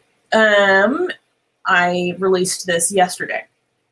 We would like to thank the Atheist Republic community for raising your concerns regarding the fundraiser for atheist refugee Nasser Amari. We took your worries seriously and examined all claims thoroughly. Upon examination of new evidence that was brought to our attention, we have made the difficult decision to withdraw support from Amari's asylum case. Atheist Republic applies strict criteria in determining those to whom we provide support. Amongst those is that we only support individuals and cases who have been thoroughly screened and endorsed by at least 3 other organizations also involved in assisting atheists/humanists in danger. In spite of our efforts, this case evolved in an unfortunate and regrettable decision. We would like to thank our community once again for voicing your concerns, and we deeply appreciate your feedback and continued support. Now, importantly, Atheist Alliance International has informed us that they will be reaching out to donors over the next week to offer them a full reimbursement of their donation towards this legal fund. You may also email asn@atheistalliance.org with evidence of your donation for a full refund. So once again, that is asn@atheistalliance.org. All right, so Go ahead. I just want to mention that we shouldn't be like. First of all, that statement was brought to our previous CEO, who still is very much involved with Atheist Republic. She told us that statement was also very bad. She told us that our criteria is not good, and this is my fault. Okay, even though everybody is going to get refunded, and if they don't, we're going to be chasing after AI to see what the hell is going on, right? But even though everyone's going to be refunded, we shouldn't. We should be quite honest. We fucked up, right? When Ali was the CEO, she had a very strict due diligence process and criteria built in-house that she used to analyze every cases to make sure that we don't fall for scams or anything that shouldn't be supported. And when she left, she actually had made it clear that, she didn't leave. She just stepped. She wasn't just a CEO anymore. But she was available to us, and all her years of experience on how to, if we use her method, this would have not been supported, right? And we had that at our disposal. And we didn't use it. When Susanna came to me and she asked me what's the criteria, I should have told her, I should have known better. I should have been we have Ali, and she knows. She has worked on this. She has built a really good model on how to analyze these cases. Instead, I told her, because I thought Susanna is new, and instead of referring her to, because I should have told Susanna this, listen, I'm in the marketing and the content creation part of Atheist Republic. I think Ali would be the best person to tell you how we analyze this. Instead of that, I told her I thought that with the criteria that I suggested to her, and I had discussed this with other people and told me that this is good, but Ali then explained to me later on why this is so wrong. The criteria that I came up with was as long as 3 legitimate organizations are signing off this as on this as something good, legitimate, then we could safely support it. Like, so if we have 3 major atheist organizations or secular organizations that are saying that this is a case that we should be able to support, then I think that's safe enough for us to go ahead and promote that case, right?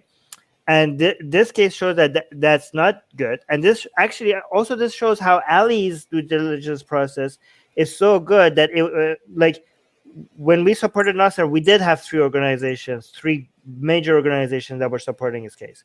But given that Ali's model would have caught this, it shows that how good of a due diligence process we have had that Ali built over years that we didn't use. It's my fault that it's not Susanna's fault. I gave Susanna bad advice, right? And how stupid of me was it that I didn't fall back to that, right? That I just like, hey, Ali, or like I went with a quick and easy model instead of something that Ali worked years on building, right? And even though Susanna doesn't have Ali's experience, she has access to Ali. Like, I should have just told her that. Like, Ali is right here with us, right?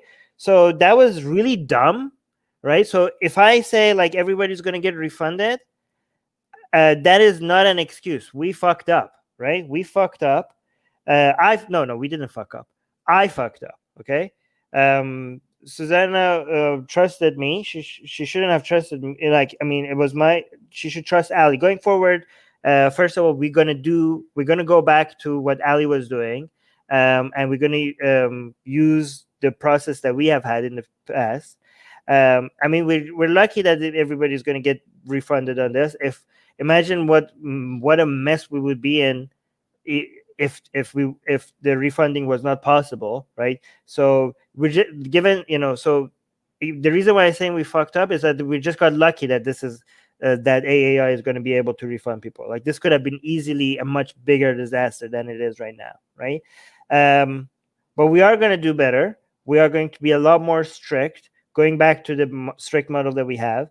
Whenever we do, one thing I can promise you is that whenever we do fuck up, we're not going to sugarcoat it. We're going to tell you, like, we fucked up, okay? And this was a major fuck up. We're sorry. I'm sorry. Okay, I'm sorry. We fucked up. We shouldn't have supported this case. There is no excuse for this, and we're gonna do better. You could at least. I can at least promise you that when we fuck up, we're not gonna hide that from you guys. We're gonna come and tell you guys that we fucked up. Yeah, and I share the same sentiments. All apologies. I can speak for myself in saying that in my eagerness to help with someone that I believed to be in danger and working under some strict time constrictions, I did my due diligence to the best of my ability, and this still happened. And it sucks, and it's very disappointing because on all of the different people that I've worked, several different organizations that I worked with on this case, I know that everyone was working in good faith. Everyone that I've worked with regarding this situation was acting in good faith. And it sucks what? I mean, that's not saying much. Good faith is not really that big of a deal. There needs to be very strict, rigorous process. Yeah. And I mean, the sad thing about it is that we had that. Ali had created that, and we didn't use it. So, but go on. Sorry. Yeah. So, to address kind of a point of ARN, which is this means that we have to. It sucks when people abuse a situation like this, because that means that we have to raise our standards for everyone else who needs help as well.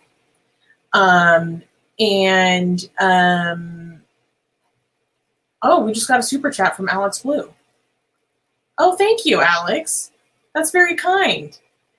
Yeah, thank you, Alex. I appreciate that. There were also some comments from Michael if you want to share that. Yeah, I'm gonna highlight that. But Yeah. ARN is saying, I don't care about the refunds. Don't let this setback affect help for refugees in the future. Well, this is why we have to be we have to tell people that we fucked up, because we don't want people to. I mean, here's another sad thing. Because of our record, because of what Ali did, we have had a very good record over being very, over people trusting the cases that we support, right?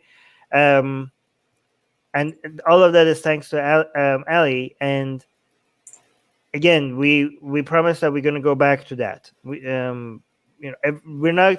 I mean, there's two things that is going to happen. Like, first, we're going to make sure that we consult Ali about the cases, but also, it's not fair to expect Susanna to basically know everything that Ali was doing and learn over more than a decade, right?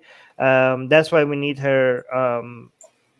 She also made it clear that this is a very long process and it takes time, and this is something that most other organizations don't have. Here's why I'm so upset, is because this is something that we recognize many other organizations don't have, and we had it, and that's why this is a bigger even tragedy than because the thing that set us apart from other people just supporting anybody that comes and says, like, we need help, or even people that did have due diligence processes, their methods were not that good in analyzing who genuinely has a good case. We actually set ourselves apart from many other organizations because of that. And with this one case, because of my stupidity, all of the work that Ali had done over a decade could now be dismissed because people could point to this case that we fucked up. And again, the difference between my criteria, which is like less than a 5-minute analysis, compared to what Ali had, is like night and day. So this is why I don't want people to say, like, oh, Armin, at least you're being honest, that's good. No, this is a royal fuck up by me, okay? This is like a major, like, it's so frustrating how big of a disappointment this is to all the, to what Atheist Republic stands for and promises. So again, I apologize. Like, don't come and say, like, oh, Armin is okay, we're all trying hard. It doesn't fucking matter if you're trying hard. You didn't try hard enough, right? We didn't try hard enough. I didn't try hard enough, right? Good intentions and all that. No, people trusted you. They gave you money, and you didn't do what they trusted you to do, right? And they're going to be questioning whether they should be trusting you in the future. There's no excuse for this. But go on. Yeah, and I reviewed several legal documents throughout this situation. And what is important is that when we were presented with better evidence, new evidence, we are correcting. We're being transparent about it, because that's the only way you can go about repairing the damage to our credibility. So, yeah. ARN is saying having a very strict criteria may be dangerous for legitimate refugee asylum seekers. It will cause delays, which may result in bad outcomes. That's true, ARN, but the thing is that if you don't... okay, so it does slow things down. However, if we don't do that, it's going to be really hard for us to continue getting support for more cases in the future, right? So if you do 100 legitimate cases and do one case that ends up being not legitimate, that one case that was not the right one is going to be used as a way to for people to not support the next 100 upcoming cases. Do you know what I mean? So that's why it will slow things down. But for the sake of people being able to trust you with their donations, it's important that we're strict.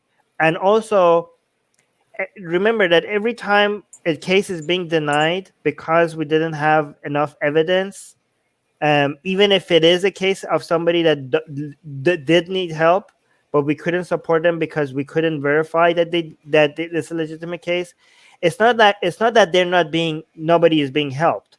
It's somebody else who is needing help is being replaced by them, right? So the number of people that need help is astronomically higher than the resources that we have. So it's not a question of whether we're helping somebody or if we're not helping somebody. It's just a question of, like, if we have 5 slots for people to help, who gets that 5 slots, right? Who do we pick? It's not like going to 4 people instead of 5 people. At the end of the day, we will be helping like 5 people given the resources that we have. So so just to be clear, there is already enough. There's already more than enough people with credible cases, more than the resources that we have to help them anyways. So it's not like, we're going to help less number of people. The bottleneck is not the number of valid cases. The bottleneck is the resources that we have. So just to be clear about that. But again, sorry, there's no excuse for this. Again, every time I say people will get refunded, it's not to dismiss how big of a fuck up this was. Okay. But anyways, if you do continue to trust us going forward, thank you for giving us a second chance. Even if you think we don't deserve it, we appreciate that. We will do better. We will make sure that we go back to our the ways that we were doing things, the alleyway. And again, I hope you can forgive us. We will, but if you don't, I understand. Anything else you want to say, Susanna? No, I think that about covers it. Okay. Bottom line is I appreciate people for bringing new and better information to me. That matters a lot to me. And I really value the community coming forward with what they knew. It shows a lot of care for us as well. And I appreciate that. Right. Oh, wow. We got another £5 super chat. Thank you, Daniel. Well, Daniel is already a member and he gave us another super chat. Thank you, guys. That's very sweet. Again, okay. And guys, don't hold back, though, if you think we're doing anything wrong. We see ARN. It will tell us. ARN is being very good today with his feedback. Anyways, love you guys. Today, I'm going to say love all you guys. Usually, I say love the people who subscribe only. But today, I'm extending that love to everybody. Today, only today, though. Wow, what? We got another super chat. What the hell? Well, thank you so much. James is giving us a $10 super chat. Thanks, Love you guys. Aww. Wow, you guys are being. Wait, do we have to? No, never mind. I was gonna. Make it. It's not proper. Not a good time to make. No, not right now. No. We're sending love to everyone except for the haters. No, and to everyone. losers. I'm just kidding. I'm kidding. We really appreciate the continued support. It means a lot to me, especially as someone who has come into this leadership position fairly recently. And it's fair to say that I'm glad I learned this lesson now. Yeah, I'm glad that we Susanna saw this on a case like this rather than something that. Anyways, I'm not gonna fuck it up because I might say things. I might actually, let's end this right now because I'm about to make some jokes that is not appropriate for this time at all, right? But again, Atheist Republic after hours. Thank you again for James, and also again to Daniel. Thank you, you guys are very James. kind. Thank you so much. Anyways, bye. See you guys later.